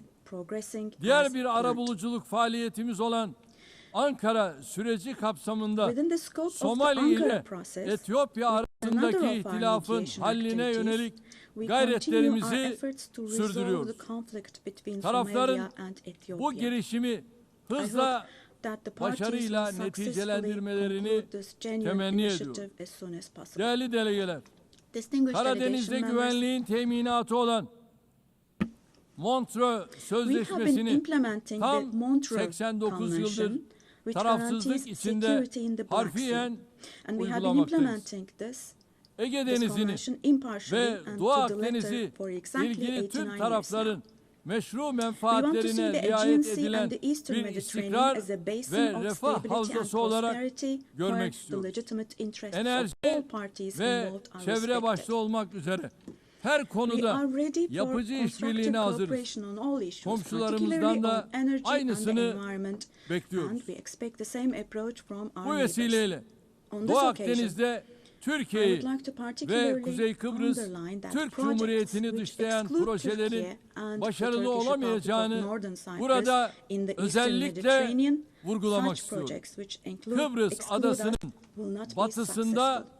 Türkiye'nin hak ve Turkey has yetkileri rights and adanın authority in the western etrafındaki part of the alanlarda island ise of Cyprus, Kıbrıs while Türklerinin the Turkish meşru Cypriots have hakları var. legitimate rights in the Daha areas evvel de surrounding teklif the island. ettiğimiz Doğu Akdeniz An Eastern Konferansı Mediterranean müşterek bir Conference, zeminin which we have bulunmasına proposed before, katkı would yapacak. contribute to finding Kıbrıs common ground. meselesinin çözümü daha önce defalarca denenmiş Resolving the ancak Cyprus Rum tarafının issue has been tried many uzlaşmaz times tutumu before, nedeniyle but, tüketilmiş federasyon modeli üzerine bina edilemez. Kıbrıs adasında iki due to the ayrı rigid devlet stance of the Greek ve Cypriot side, iki ayrı no resolution has halk been var. found. We cannot Kıbrıs possibly Türkleri have this as a foundation adanın for a eşit resolution sahibidir of the issue. ve There are two azınlık separate olmayı states and two kabul separate peoples etmeyecek. on the island of Cyprus. Turkish Uluslararası Cypriots are toplum, equal owners of the island Kıbrıs and they will Türklerinin not accept being a yarım minority. asırdır maruz The international bırakıldıkları community must put an end to haksız the unfair and izolasyona inhumane artık isolation that the son Turkish vermelidir. Cypriots have been subjected Son to for 3 half a Birleşmiş century now. Milletler Genel Kurulu'nda yaptığım I çağrıyı reiterate the bugün call bir I kere made daha at the tekrarlıyor. last three UN Uluslararası General toplumu Kuzey Let me Kıbrıs repeat. I Türk call on the Cumhuriyeti'ni international community to tanımaya, recognize the Turkish diplomatik, Republic of siyasi Northern Cyprus ve and to ekonomik establish ilişkiler kurmaya diplomatic, political davet and ediyorum. economic relations Sayın with it. Başkan, Esteemed President, Sayın Başkan, değerli üyeler, önümüzdeki distinguished dönemde members, in the coming period, Türkiye-Avrupa Birliği we ilişkilerinde desire a new yeni beginning bir and vision başlangıç in Turkey ve European Union vizyon relations. arzuluyoruz. Bu vizyon günü This kurtaran should değil, not be a vision that just ufku saves the yeniden day, tayin but eden, rather a ortak vision that geleceğimizi redefines the şekillendiren horizon and bir shapes our vizyon shared olmalıdır. future. Bunun için elbette For this, Avrupa it is Birliği'nin de of course bizim important kadar that the European istekli Union is as ve willing kararlı and olması determined as we are. mühimdir. Net güvenlik sağlayıcısı bir ülke As a olarak net security provider, Birleşmiş Milletler, we continue to NATO, contribute to the AGİ operations and ve missions of Avrupa the United Birliği'nin Nations, harekat NATO, ve misyonlarına OSCE, katkılarımızı and the sürdürüyoruz. European Union. 2026 yılındaki NATO zirvesini The annual NATO summit Ankara'da next year toplayacağız. will be held in Turkey, NATO in Ankara. müttefikimiz Amerika Birleşik Devletleri ile The USA, who is our ilişkilerimizi NATO ally. ticaret, Our relations with yatırım, them are continuing enerji on trade, ve investments, savunma sanayi energy, başta olmak üzere defense industry, birçok alanda in addition güçlendiriyoruz. to other many areas, Ata and we're yurdumuz, strengthening our Orta relations with Asya'daki them. kardeş we ülkelerimizin attach great barış, importance to the peace, istikrar stability ve and refahı prosperity bizim of our için brotherly countries in vazgeçilmezdir. Central Asia, Türk which is Devletleri our Teşkilatımız ancestral homeland. bölgesel bir çatı olmanın ötesine Our geçerek organization of Turkic küresel bir states aktör is olma moving yolunda forward with ilerliyor. confidence on the path to becoming a Köklü global beşeri bağlarımızın actor going olduğu beyond being merely a Balkanlarda regional umbrella. barışın ve istikrarın sürmesi için We are making intensive yoğun efforts to ensure the gayret continuation içindeyiz. of peace and stability Temmuz in the ayında Balkans, ihdas where we have ettiğimiz strong historical, Balkan cultural and people ties. Barış The Platformu Balkan bu Peace yöndeki Platform, which we çabalarımızın established in en July, yeni is örneği. the newest and most KFOR concrete komutanlığı manifestation of our görevini efforts de in this direction. bu yıl And Ekim ayında bir kez daha this üstleneceğiz. October, we'll once again assume the Afganistan'daki command of yönetimin KFOR forces. toplumu kuşatıcı, In Afghanistan, dikkate alan our bir fundamental anlayış desire is that sergilemesi the current temel administration demonstrates arzumuzdur. an approach that embraces Yeniden the society toparlanma and sürecinde that takes human uluslararası values into toplumun consideration. Afgan In halkını this process, it is yalnız essential that the international bırakmaması, community does not leave Türkiye Afghan people alone, ve Türk milleti olarak and Afgan kardeşlerimizin as Turkey her and daim as the Turkish yanında nation olmaya will devam stand by edeceğiz. the Afghan people Değerli dostlar, Güney Asya'da at all barış ve times. istikrarın Esteemed friends, in muhafazasını South Asia, son derece we önemli consider the görüyoruz. preservation of peace and Nisan stability ayında to be of utmost Pakistan importance. ve We Hindistan are pleased arasındaki with the çatışmaya varan ceasefire achieved bu following gerilimde the tensions varılan last April ateşkesten between Pakistan and memnuniyet India. duyuyoruz. The tension which had İki ülke escalated into arasında a conflict. terörle mücadelede işbirliğini önemsiyoruz. It is important to see a Keşmir cooperation between the meselesinin two countries when it Birleşmiş comes to Milletler counterterrorism. Güvenlik Konseyi The kararları issue of temelinde Kashmir Keşmirli should be kardeşlerimizin resolved on beklentileri the basis of ekseninde resolutions of the diyalogla UN çözülmesini for the best for destekliyoruz. our brothers and sisters in Afrika Kashmir kıtasıyla through dialogue. we hope. eğitimden sağlığa, In the altyapıdan continent of ticarete Africa, kadar from education geniş bir to yelpazede health, from infrastructure ilişkilerimiz to yıldan in yıla other areas, güçleniyor. our Somali'nin terörle relations are mücadelesine improving gereken her türlü annually. desteği verirken insani yardım faaliyetlerimizi de And while providing all sürdürüyor. possible support to Somalia, Sudan'da we are also 2 continuing yılı our aşkın süredir humanitarian devam aid eden activities. In çatışma Sudan, the ortamı conflict that has bizleri been going on for ziyadesiyle over 2 years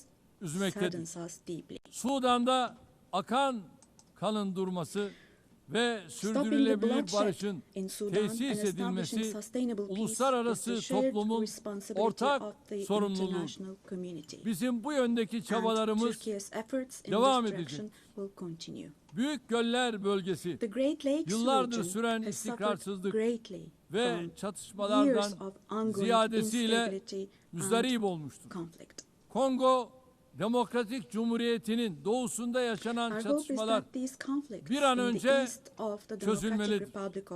Amerika'nın arabuluculuğu ve Katar'ın kolaylaştırıcılığında yürütülen gayretleri samimiyetle destekliyoruz. Batı Afrika'da bilhassa sahil havzasında artan terör faaliyetlerini de endişeyle takip ediyoruz. Tarihi bağlarımızın bulunduğu bu bölge halklarının huzura ve istikrara kavuşmaları için çabalarımız devam edecek. İlhamını çift başlı Selçuklu Kartalı'ndan alan bizim de 360 derecelik yaklaşımla yürüttüğümüz Türk dış politikasında Asya ülkeleriyle ilişkilerimiz büyük stratejik öneme sahiptir. Yeniden Asya girişimimiz çerçevesinde ASEAN başta olmak üzere bölgesel kuruluşlarla angajmanımız giderek derinleşiyor. Latin Amerika ve Karayipler bölgesiyle münasebetlerimizi ortaklık ruhuyla ve kazan yaklaşımıyla geliştirmeye büyük önem atfediyoruz. Bölgedeki tüm ülkelerle kurmuş olduğumuz dostane bağları daha ileriye taşıma irademiz bakidir. Kıymetli delegeler, uluslararası ticarette artan korumacılık eğilimleri ve tedarik zincirlerinde yaşanan kırılmalar dünya ekonomisinde esaslı değişimlere yol açıyor.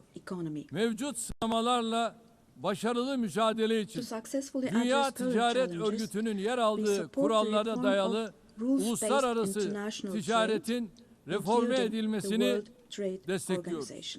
Ucuz, güvenli ve sürdürülebilir enerjiye erişimi özellikle gelişmekte olan ülkelerin kalkınma hedeflerinin gerçekleştirilmesi için vazgeçilmez buluyorum. Çin'den Avrupa'ya uzanan ve stratejik önemi haiz pazar geçişli Doğu-Batı Ortak Koridoru projesini ilerletiyoruz.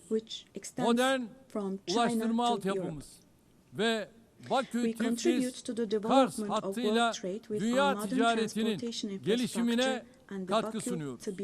Tabiata saygılı bir gelecek inşa etme hedefiyle çıktığımız yolda 2053 net sıfır emisyon hedefine doğru kararlılıkla ilerliyoruz.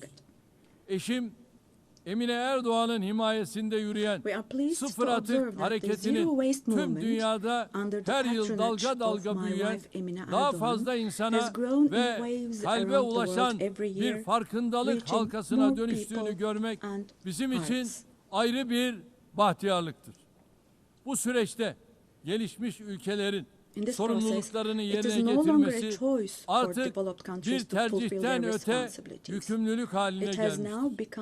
Dünyada en fazla kalkınma yardımı yapan ülkelerden biri olarak Birleşmiş Milletler'in sürdürülebilir kalkınma hedeflerine ulaşılması için çaba harcıyoruz. 2030 hedeflerine erişmek ve dünyanın dört bir yanındaki yüz milyonlarca insanı onurlu yaşama kavuşturmak için küresel finansman mimarisinin kimseyi geride bırakmama anlayışıyla uyumlu hale getirilmesini savunuyorum. Burada şunu da özellikle dikkatinizi çekerek söylemek istiyorum. Biz jeopolitik sınamalarla uğraşırken İnsanlık yapay zeka alanında olağanüstü bir sıçramaya şahitlik ediyor. Çığır açan bu teknolojilerin dönüştürücü gücü ve sunduğu nimetlerden hiçbir toplumun mahrum bırakılmaması gerekiyor. Yapay zeka teknolojileri yeni bir tahakküm aracı olarak değil, insanlığın lehine kullanılmalı. Ev sahipliğini yaptığımız en az gelişmiş ülkeler için Birleşmiş Milletler Teknoloji Bankası dijital ve teknolojik açığın kapatılmasında kritik rol oynuyor. Hazırladığımız ve evrensel mutabakatla yakında imzayı açacağımız dijital dünyada çocuk hakları sözleşmesinin bu alanda küresel bir farkındalık oluşturacağına inanıyor. Çabalarımıza güçlü desteğinizi bekliyoruz. Diğer taraftan ırkçılık, yabancı karşıtlığı ve bilhassa İslam düşmanlığının vahim boyutlara ulaştığı günümüzde bir arada yaşama kültürünü tehdit eden bu akımlarla mücadele insanlık için zaruret halini almıştır. Medeniyetler İttifakı Yüksek Temsilcisi Sayın Moratinos'un Birleşmiş Milletler Genel Sekreterinin İslamofobi ile mücadele özel elçisi olarak da atanması kıymetlidir. Geçen sene burada ifade ettiğim gibi aile kurumu günümüzde daha önce hiç olmadığı kadar tehdit altındadır. Kadın ve erkekten oluşan aileyi savunmak aynı zamanda insanı, fıtratı, yaşamı ve geleceği savunmak demektir. Türkiye olarak artan saldırılar karşısında aileyi savunmaya devam edeceğiz. Kıymetli delegeler, insanlığın bir daha savaş felaketi yaşamaması için kurulan Birleşmiş Milletler'in kökleri içinde bulunduğumuz karanlık döneme ışık tutacak değerlerle doludur. Genel Sekreter Sayın Guterres'in teşkilatımızı etkin ve verimli hale getirmek amacıyla başlattığı Birleşmiş Milletler 80 girişimine desteğimiz tamdır. Bu girişimin Birleşmiş Milletler'in tüm faaliyetlerini daha da güçlendirecek bir süreç olarak başarıya ulaşmasını temenni ediyorum. Bu sürece İstanbul'u bir Birleşmiş Milletler merkezi haline getirme vizyonumuzdan da hareketle güçlü destek vermeye hazırız. 80. yılda Birleşmiş Milletleri kuruluş ruhuna döndürecek adımları atmak hepimizin ortak sorumluluğu. Biz güçlünün haklı olduğu değil, haklının güçlü olduğu bir sistem kurulana kadar dünya 5'ten büyüktür demeye devam edeceğiz.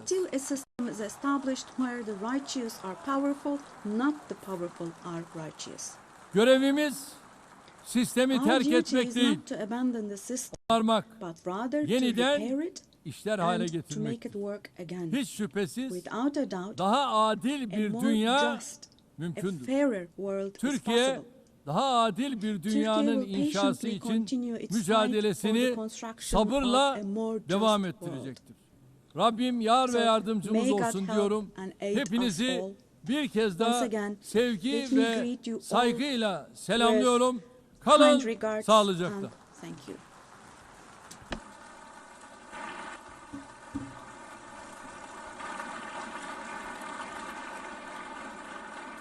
On behalf of the Assembly, I wish to thank the President of the Republic of Turkey,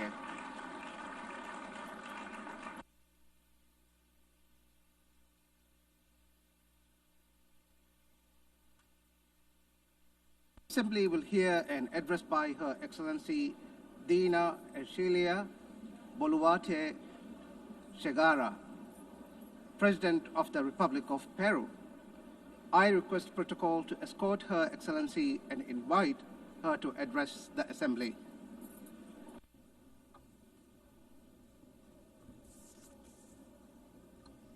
Señora Presidenta de la Asamblea Madam General, President of the General Assembly, Annalena Baerbock, Señor Secretario General Secretary de las General Naciones of the Unidas, United Nations, Antonio Guterres, Señoras ladies y señores, and gentlemen, Jefes de Estado heads of state, y señoras presentes en esta magna ladies asamblea. and gentlemen present El here Perú in this august forum. Es el centro y cuna de Peru is grandes the center and civilizaciones cradle milenarias, of great millennial siendo la civilizations, última the last el of which imperio de was los the Incas, Inca Empire, que dejó which un left legado de us a grandeza. legacy of greatness. Somos herederos We are asimismo also heirs del of virreinato the del Perú, que Viceroyalty abarcó of las Peru, 2/3 which partes encompassed de 2/3 América of del South Sur. America.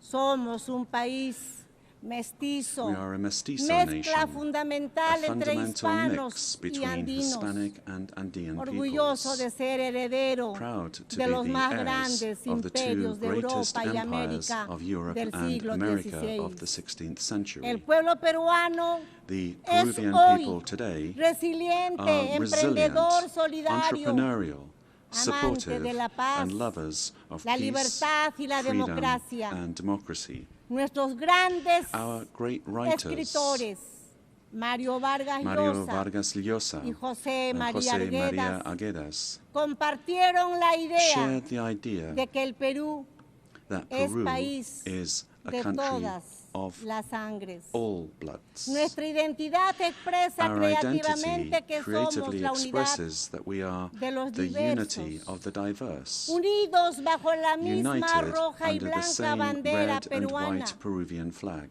En nuestro país In our country, viven los pueblos native originarios y los peoples pueblos and del peoples mundo of the en world paz live together y unidad in peace and como unity una gran síntesis del as a Perú, great synthesis país en el que vivió y trabajó Peru, durante the 40 country años in el Papa which León Pope Leo XIV, XIV lived nacionalizado and worked in peruano, for 40 por su years, profundo a amor a naturalized nuestra Peruvian gente, because of his deep love tanto for por our su people, carácter solidario both y for his pacífico supportive como as well por as su fe his católica peaceful y disposition cristiana.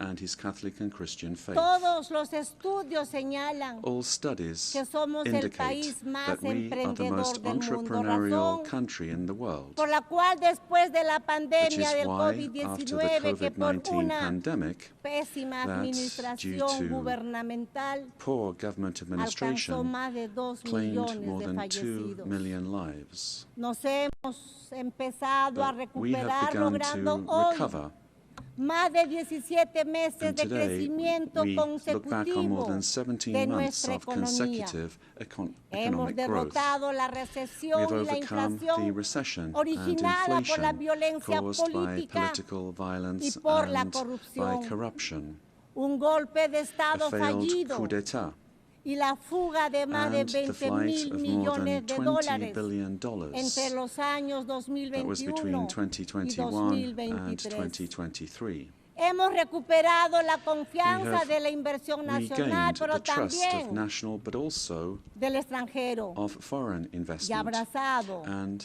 a la we libertad. have embraced freedom. Somos un país solvente We y are a estable solvent and a stable por el country golpe de Estado de diciembre del because of the coup 2022 attempt que of December pretendía 2022, instaurar una which sought to dictadura establish a sometiendo dictatorship a todos los by poderes del forcing all Estado. branches of the state Tuve que asumir into submission. I had constitucionalmente to la constitutionally presidencia de la assume the República. presidency of the Republic. Desde ese entonces Since that se date, estableció una narrativa narrative por la cual was el established golpista by which se the coup convirtió en plotter víctima y la became a presidenta victim, and que the asumió president, who constitucional y constitutionally legalmente and la legally presidencia, assumed the presidency, fue acusada was por algunas accused voces by de some golpista quarters y of being a usurpadora. coup plotter and La usurper. mentira trastocada en verdad Lies turned into y truth, la verdad en and truth mentira. turned into lies. Este es uno de los temas This is que one nuestro, of the de nuestro issues tiempo. of our time. La construcción The de building narrativas of false falsas que narratives buscan armar proyectos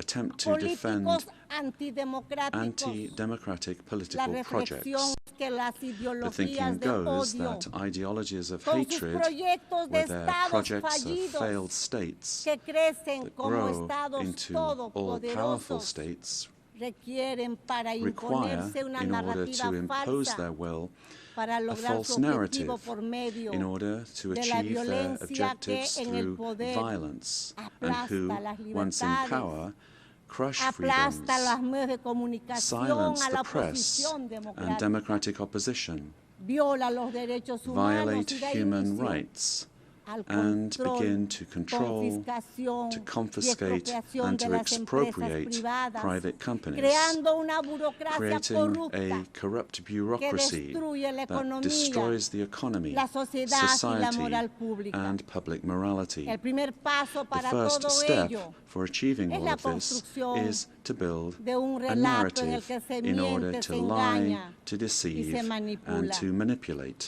La ideología del odio de The clases ideology es of muy class hatred hábil is very en skillful trastocar la at realidad y distorting construir reality falsos and relatos, building false pues narratives, utiliza el método because it uses the totalitario de repetir totalitarian ad method of infinitum repeating a una lie mentira, ad infinitum, como se hiciera as en was el done mundo in the world antes de la Segunda before Guerra the Mundial Second y World como se War, viene and haciendo as is happening nuevamente again porque today, el because totalitarismo se totalitarianism renueva, se renews presenta con otros itself, presents rostros, itself with other porque faces, lo que sigue siendo una grave amenaza but remains para a los serious países threat y to para el countries mundo. and to the world. El cínico relato se ve The cynical reforzado narrative is por el reinforced intervencionismo by en los interventionism asuntos in the internos de los internal affairs países, of countries, apoyando y supporting difundiendo and spreading falsedades falsehoods para to destruir la destroy democracy democracia and y eliminar eliminate la libertad. freedom. En el Perú In Peru, hemos superado we have overcome una fuerte, organizada y strong, persistente violencia organized and política que persistent political pretendía violence la that vuelta al sought the gobierno del return of the golpista, coup plotters y desde el government, año and since 2024 se ha 2024, logrado avanzar en el progress has been made restablecimiento de in la restoring estabilidad stability y and la confidence, confianza, razón por la cual and This La is why economía the peruana Peruvian logró economy crecer managed ese to año grow this year by 3,3% y en el 3.3%. presente año 2025 And está in the superando current un year, crecimiento del 2025, is exceeding 3,5%, 3.5% growth. previéndose que el With año forecasts that in 2026 se 2026, mantenga la tendencia the de la trend of expansión economic growth económica. will continue. El gobierno The garantiza government 3 guarantees años de 3 years crecimiento of económico economic growth, encabezando las being the leader cifras en in Sudamérica. South America. La inflación que Inflation tenemos is es inferior al below 2% anual. 2% annually. Las reservas internacionales son International superiores reserves a los amount 88 to more mil than millones $88 de billion, dólares. Y nuestra and moneda our currency se mantiene remains estable y stable, se and fortalece cada it's día getting más. stronger every day. Nuestra deuda externa es Our menor al external debt is less than 32,2% del PBI, 32.2% of GDP, una de las más one of bajas the de lowest América in the y del Americas mundo. and in the world. Nuestro déficit And our fiscal fiscal este deficit año this será year de will be 2,2% 2.2% annually. anual. Señora Presidenta de esta magna Madam Asamblea, President of this el 24 magnificent de General octubre se Assembly, creó on las October Naciones 24th, Unidas, the UN was después created de la after World Segunda Guerra War II, Mundial, cuando se logró when one derrotar a of uno the de los greatest mayores proyectos totalitarian políticos political totalitarios projects construido built bajo una on an ideología de ideology odio of hatred, que produjo el más grave genocidio leading en la to the most historia serious de la genocide in humanidad, human history, el the Holocausto, Holocaust, que was jamás, defeated. que And this is jamás something that we debemos must olvidar. never, I say never, Esa nefasta forget. guerra causó la That muerte dreadful war de 60 caused the millones de death of seres 60 humanos. million human beings. Toda ideología de odio, All el odio de ideologies of clases hate, y su class elevación hatred, a and principio y its motor de la elevation as a historia, principle and el odio driver racial, of history, el racial nacionalista, hatred, el nationalist odio hatred, religioso, religious hatred, étnico, el ethnic odio a hatred, las hatred mujeres, against entre women, otros, amongst others, son los are the causantes de los causes peores for the crímenes worst en la crimes historia committed humana. in human history. Las ideologías de odio Ideologies of construyen hatred relatos como verdades build narratives absolutas as absolute que truths instrumentalizan a las that personas y a instrumentalize los people pueblos. and nations. La constitución The política de mi political patria constitution of my afirma homeland, que la Peru, defensa affirms that the de la defense persona of humana the y su individual dignidad and their es el dignity fin is supremo the de la supreme goal sociedad of y del society Estado. and of the state. El Perú rechaza en Peru, consecuencia los dos principales Rejects the relatos two de odio principal en el hate mundo, narratives in the world, el odio de clases y namely el odio class hatred religioso, and religious origen hatred. de guerras. These are y the origins violencia of humana. wars and En el inhumane Perú violence. hemos sufrido In Peru, más de 20 we años suffered de for un more than terrorismo 20 years mesiánico, from a dogmático, messianic, violento y dogmatic, genocida violent and que le genocidal costó la vida a terrorism más de that cost the 70,000 lives of more peruanos. than 70,000 El Peruvians. terrorista odia las The terrorist elecciones y el hates derecho elections ciudadano and the citizens' a right elegir y a to ser choose elegido. and to be Cuando participa, and to stand for lo election. hace para When they destruir la democracia participate, they do so desde to adentro. destroy democracy from Sin within. embargo, However, el relato que se ha querido the narrative imponer that es they una wanted mentira to flagrante. impose is a flagrant lie. Las Fuerzas Armadas The y armed forces policiales and the police que defendieron la who vida defended the y la life libertad de and los the freedom peruanos of Peruvians son are acusados now de violar accused los of derechos violating humanos, human rights. convirtiéndose así Thus, los the héroes, heroes who defensores de la defended vida, life, la democracy, democracia y la and freedom libertad en are victimarios turned into y los victimizers, terroristas and the terrorists en víctimas. are turned into Así, victims. Los héroes que In this way, defendieron the la heroes who democracia defended son democracy are being perseguidos persecuted en in juicios que se trials prolongan that drag on por for décadas, mientras que decades, los while the terroristas terrorists son are indemnizados y compensated considerados and considered víctimas. victims. El mundo al revés.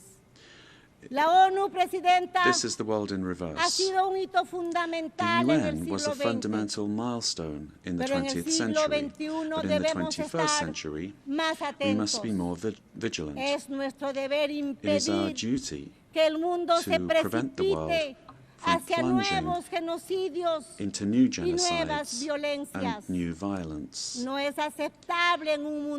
It is not acceptable in a civilized world that one country invade another using a false narrative to justify a war that first and foremost attacks the civilian population. It is not acceptable to slaughter civilians, to capture hundreds of young people, women, and even children, and use them as hostages. We live under the threat of international organized crime. In Peru, international crime based on extortion uses terrorist methods such as bomb attacks to submit citizens to its will. These criminal organizations that use weapons of war have created financial mechanisms to launder blood-stained money, sending large sums back to their countries of origin. They seek to normalize this violence, which requires, in order to be defeated, recognition by the UN as terrorist organizations and new national and international legislation to stop them being a threat to the democratic system and to the development of peoples. It is also imperative that we act against drug trafficking and illegal mining that destroys the environment, pollutes rivers, and condemns peoples and individuals to slavery. International crime has subjected thousands of women taken from their home countries through violence and deception and being exploited and deprived of their freedom. Ladies and gentlemen, we are living through times that recall the darkest chapters of our modern history, and Peru is convinced that the world does not need less UN, but more and a better UN, one that is in tune with the times, in times in which ideologies of hatred that cause and cause so much damage to humanity have taken refuge in lies, in misinformation, and which have penetrated democratic societies. Peru, as a founding member, is committed to an open multilateral system based on international law and the principles of the UN Charter. And we see in the UN the pillar of the model that has brought peace and prosperity. But we have to look at what's happening around us in the world. At this time, as we're meeting here, in other parts of the world, they are killing children, girls, boys, innocent people.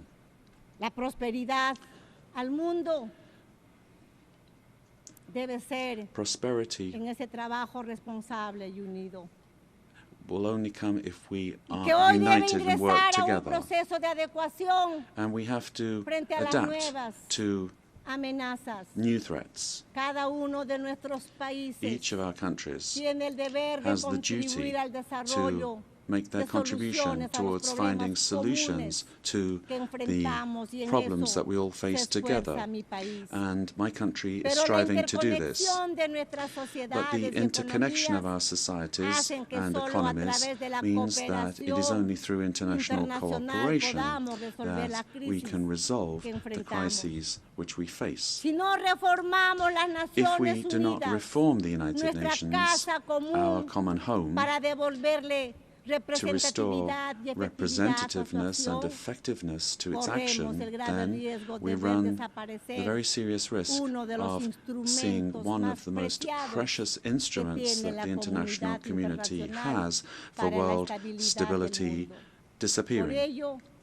For this reason, Peru supports the work of the UN 80 initiative, launched by the Secretary-General, placing particular emphasis on the need to refocus the organization on its fundamental functions, bringing it closer to the needs of peoples, and at the same time making it more efficient. UN 80 must be an opportunity to strengthen multilateralism and ensure that the organization is better prepared to achieve its essential goals. This reform can only truly become fully effective if it is complemented by a transformation in UN governance that prevents institutional stalemates when it comes to decision-making, while ensuring its suitability. Ladies and gentlemen, in Peru, our government is working to meet its commitments, both to our citizens as well as to the international community, facing the threat of organized crime resulting from the collapse of tyrannical governments that led to migration to other countries. This is true of our country. From day one, my government has fought to restore governance in the country and to defeat polarization and violence. In Peru, there is full separation of powers, the rule of law, respect for freedom and human rights. My government is the most stable of the last 5 years, during which 5 presidents have succeeded one another. We are fighting for citizen security, facing crime that takes advantage of the rise in the price of gold and drug trafficking. We have achieved positive, verifiable results in these areas. We are working to strengthen human capital. We are fighting child malnutrition and anemia, and we are building schools and hospitals throughout the country, which has not been done in recent years. The priority is children, women, and the Peruvian family. We are modernizing the country's infrastructure, ports, airports, roads, bridges, designing an economy that is better connected to the world, as well as a firm policy for fighting corruption. Our goal is to guarantee free and impartial elections, defeating the attempt of a violent minority that seeks their failure. Ladies and gentlemen, the United Nations organization has always been present in the modern history of my country, particularly in its most difficult moments. Similarly to what is happening elsewhere in the world, and despite our efforts, Peru today finds its democratic institutions and the rule of law under attack by the polarization of politics, the cause and consequence of the return of extremist violence. We suffer from the scourge of transnational organized terrorist crime, which causes deaths, attacks, insecurity, and drug trafficking that destroys the social fabric. We face the threat of climate change that is destroying our Amazon, causing the melting of our glaciers, and putting our biodiversity at risk. We promote inclusive and sustainable growth in the context of opposing powers.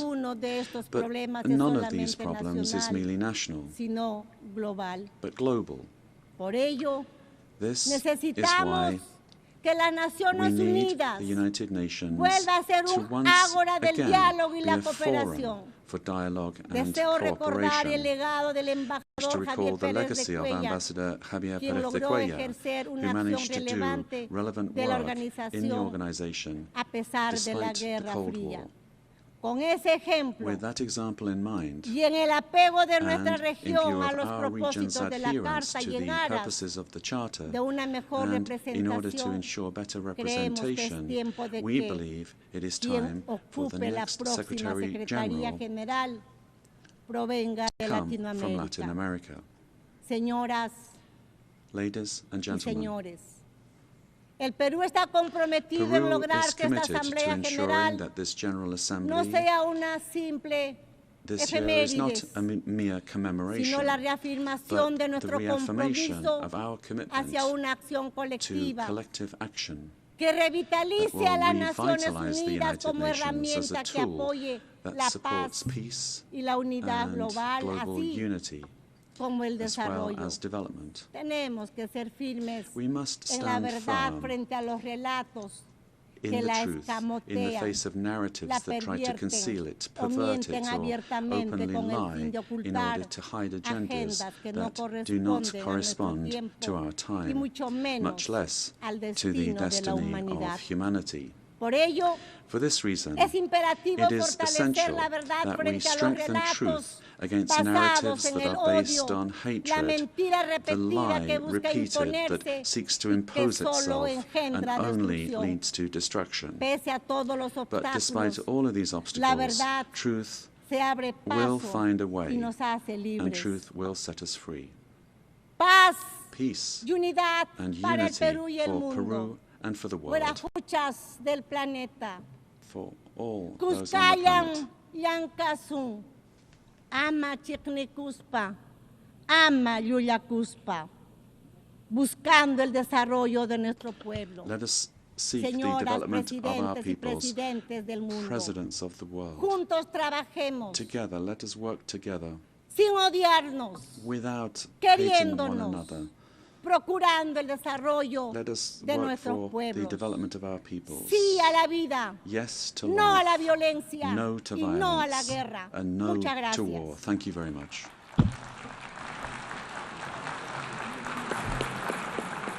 On behalf of the General Assembly, I wish to thank the President of the Republic of Peru.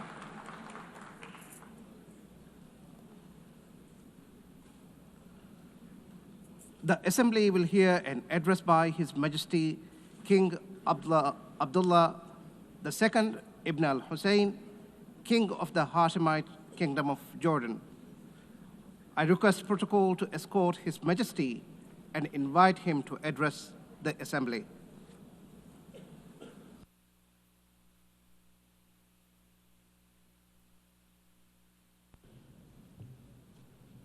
Bismillah ar-Rahman ar-Rahim. Madam President, Mr. Secretary General, in the name of Your God, the Excellencies. compassionate, the merciful. Another year, another UN General Assembly, and another occasion when I stand before you to address the same issue, the conflict in the Middle East. And not for the first time, developments on the ground have made me question the worth and utility of words in capturing the magnitude of the crisis.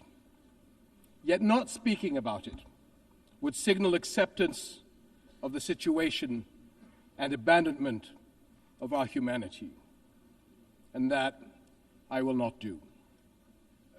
Our UN General Assembly was born 80 years ago, pledging to learn from, not repeat, history. The world vowed never again. However, for almost as long, Palestinians have been living through a cruel cycle of yet again, bombed indiscriminately, yet again, killed, injured, and maimed, yet again, displaced and dispossessed, yet again, denied rights, dignity, their basic humanity, yet again, So I must ask, how long? How long will it be before we find a resolution to this conflict, one that safeguards the rights of all sides and allows a level of normalcy in the lives of the families at its core? How long will it be before I stand before you and speak not of suffering and devastation in my region, but of prospect, prosperity, and potential? Sadly, this is not the only conflict in our world. And some may say that other wars are also devastating. But the Palestinian-Israeli conflict remains unique. It is the longest standing conflict in the world, an illegal occupation of a helpless population by a self-declared democratic nation, and a flagrant violation of repeated UN resolutions, international law, and human rights conventions. A failure that should have elicited outrage and action, especially from major democracies. Instead, it has been met with decades of inertia. My friends, the war in Gaza marks one of the darkest moments in this institution's history. But although it is today's horror, the injustice stretches back decades. The Palestinian-Israeli conflict has been on the UN agenda throughout its 8 decades of existence. How long will we be satisfied with condemnation after condemnation without concrete action? When it comes to the Palestinian-Israeli conflict, it seems that what unfolds in the halls of power is theory. The struggles and suffering on the ground is reality. For decades, we have seen several attempts to achieve a solution by interim agreements and temporary stopgaps, none that delivered on the endgame.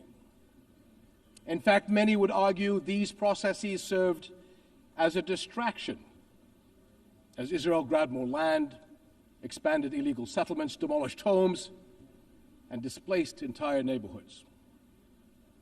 Muslim and Christian holy sites in Jerusalem have been vandalized and desecrated by those under government protection. And throughout all these years, Israeli families, too, have not been able to live in true security because military action cannot bring the safety they need. Nowhere is that more evident than in Gaza. More than 60,000 Palestinians killed, 50,000 children injured or killed, miles of burnt-out rubble.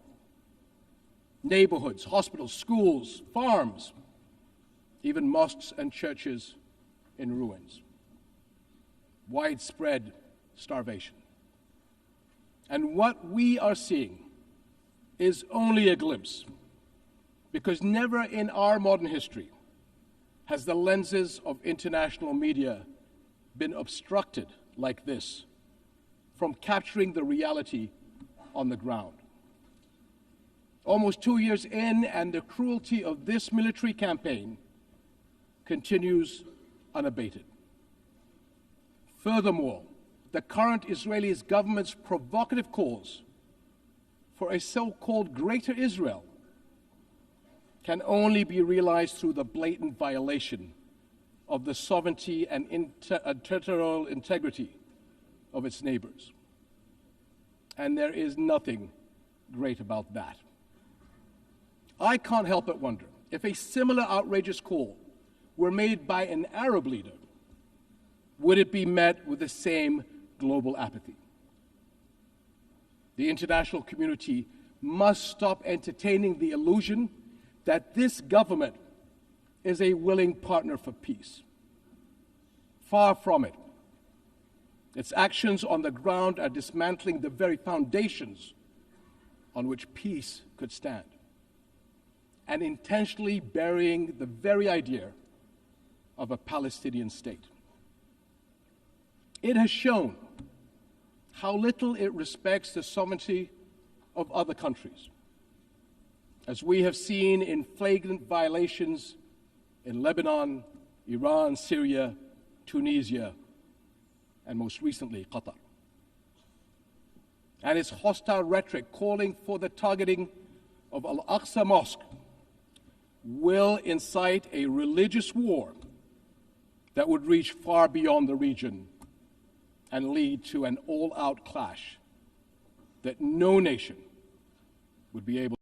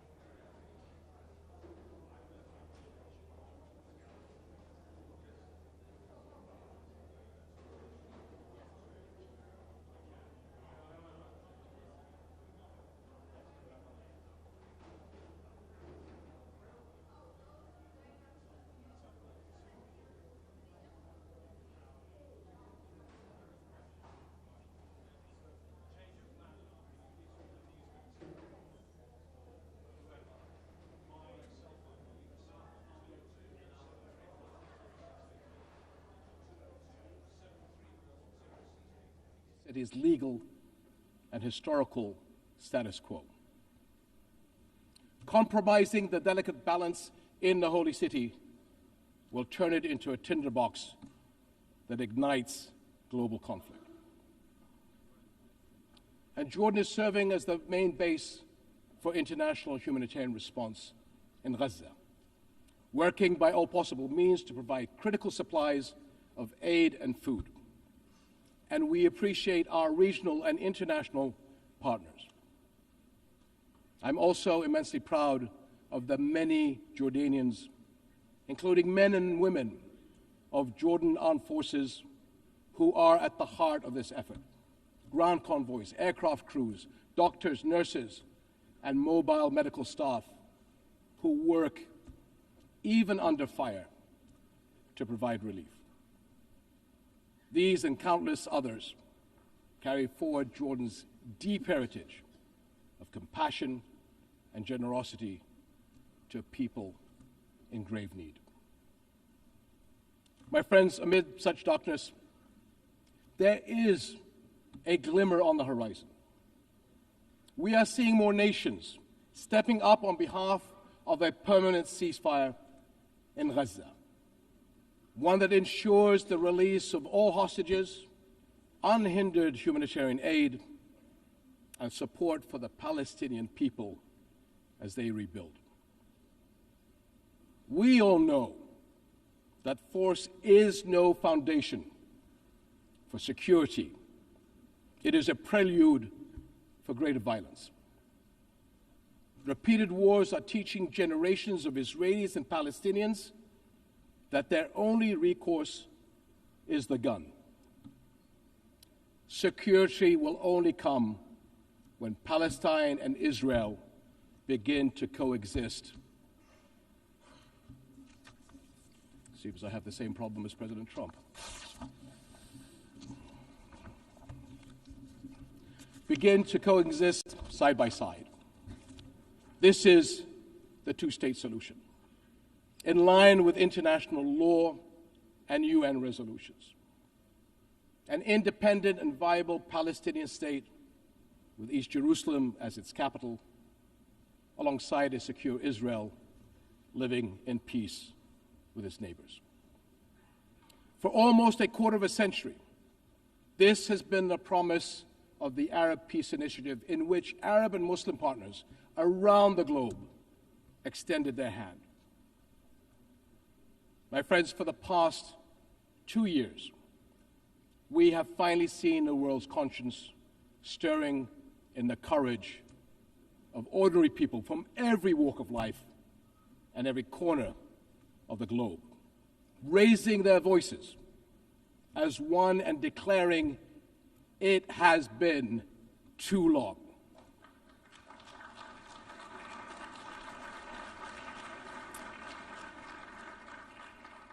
This United Nations must echo that call. It has been too long, and it must act on that call until peace is a reality. Thank you.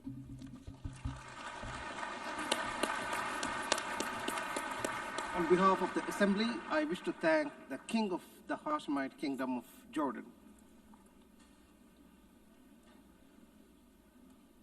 The Assembly will hear an address by His Excellency Lee Jae-myung, President of the Republic of Korea. I request protocol to escort His Excellency and invite him to address the Assembly.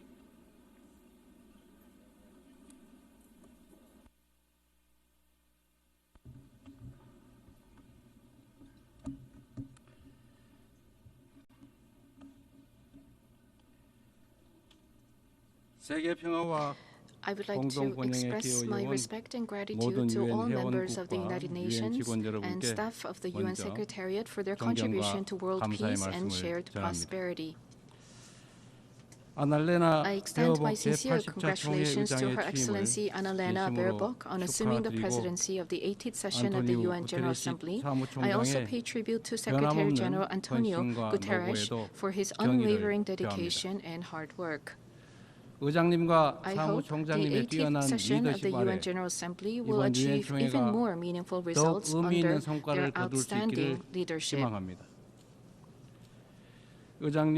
Madam President, Mr. Secretary, and distinguished delegates, this year is a meaningful year marking the 18th anniversary of the founding of the United Nations. The past 80 years of the UN has been a valuable journey of protecting the dignity and values of humanity and at seeking a path forward for future generations. If someone asks what the UN has achieved, I would confidently reply, look at the 80-year history of the Republic of Korea. It is no exaggeration to say that the Republic of Korea's history, dotted with challenges and responses, is the history of the United Nations, which has constantly confronted enormous challenges facing humanity. Liberated from colonial rule the very year that the United Nations was founded, the Republic of Korea emerged from the scars of division and ashes of war through UN assistance, maintaining national identity while achieving industrialization and blooming into a democracy. Therefore, the Republic of Korea in itself is a country that has proven the value of the UN's existence. Whenever the Republic of Korea revived the hopes of lives as precious as the weight of the universe amidst horrific wars and disasters, the UN flag fluttered at the center of that intense solidarity. The United Nations has strived to provide equal rights and opportunities to everyone without discrimination, and has provided education and vaccines to make children's lives blossom. The small country in the East, which rose with the support of the UN and the international community, has become a proud UN member that is drawing the world's attention. It is raising its role and responsibility as a member of the international community more rapidly than any other country. There were times when democracy and peace were in crisis, but each time the Republic of Korea rose with indomitable strength. Even a safe coup could not break the people of the Republic of Korea's strong will, desiring democracy and peace. The revolution of light that the people of the Republic of Korea achieved against the darkness of the insurrection last winter was a historic moment that demonstrated the brilliant achievement of the UN spirit. The remarkable resilience and strength of democracy that the Republic of Korea has shown will be ours as well as that of the entire world.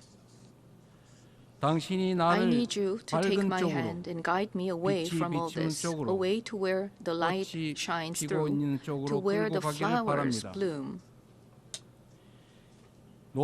As the novelist Han Gang, laureate of the Nobel Prize in Literature, wrote, the Republic of Korea will be a milestone of light for all those who join the journey toward democracy. Today, at the UN General Assembly, where world peace and humanity's shared prosperity is discussed, I proudly announce that a new Republic of Korea, which will be a beacon of light for global citizens, has completely returned to the international community. Thank you. The Republic of Korea, which has grown thanks to the support and assistance of the UN, will not hesitate to take on the role of a leading nation, generously sharing its experience and history of restoring democracy. Despite ceaseless efforts from all corners of the world, the international community's determination and aspiration to maintain international peace and security 80 years ago still remains an unfinished task for everyone. 280 million people are still in a state of extreme hunger. Armed conflicts around the world, including in Ukraine and the Middle East, as well as the climate crisis, which has already become a real problem, threaten the survival of humanity. The answer lies in the wisdom of the pioneers who founded the United Nations, as well as the path that the people of the Republic of Korea demonstrated. There is only one way: more democracy. The people-centered government of the Republic of Korea, through the power of collective intelligence, is ceaselessly attempting innovations, seeking better alternatives in democracy. The way to solve common challenges facing the international community is no different. When all the countries experiencing the same problems gather here at the United Nations and continue multilateral cooperation, putting their heads together, we will all be able to move toward a bright future of peace and prosperity.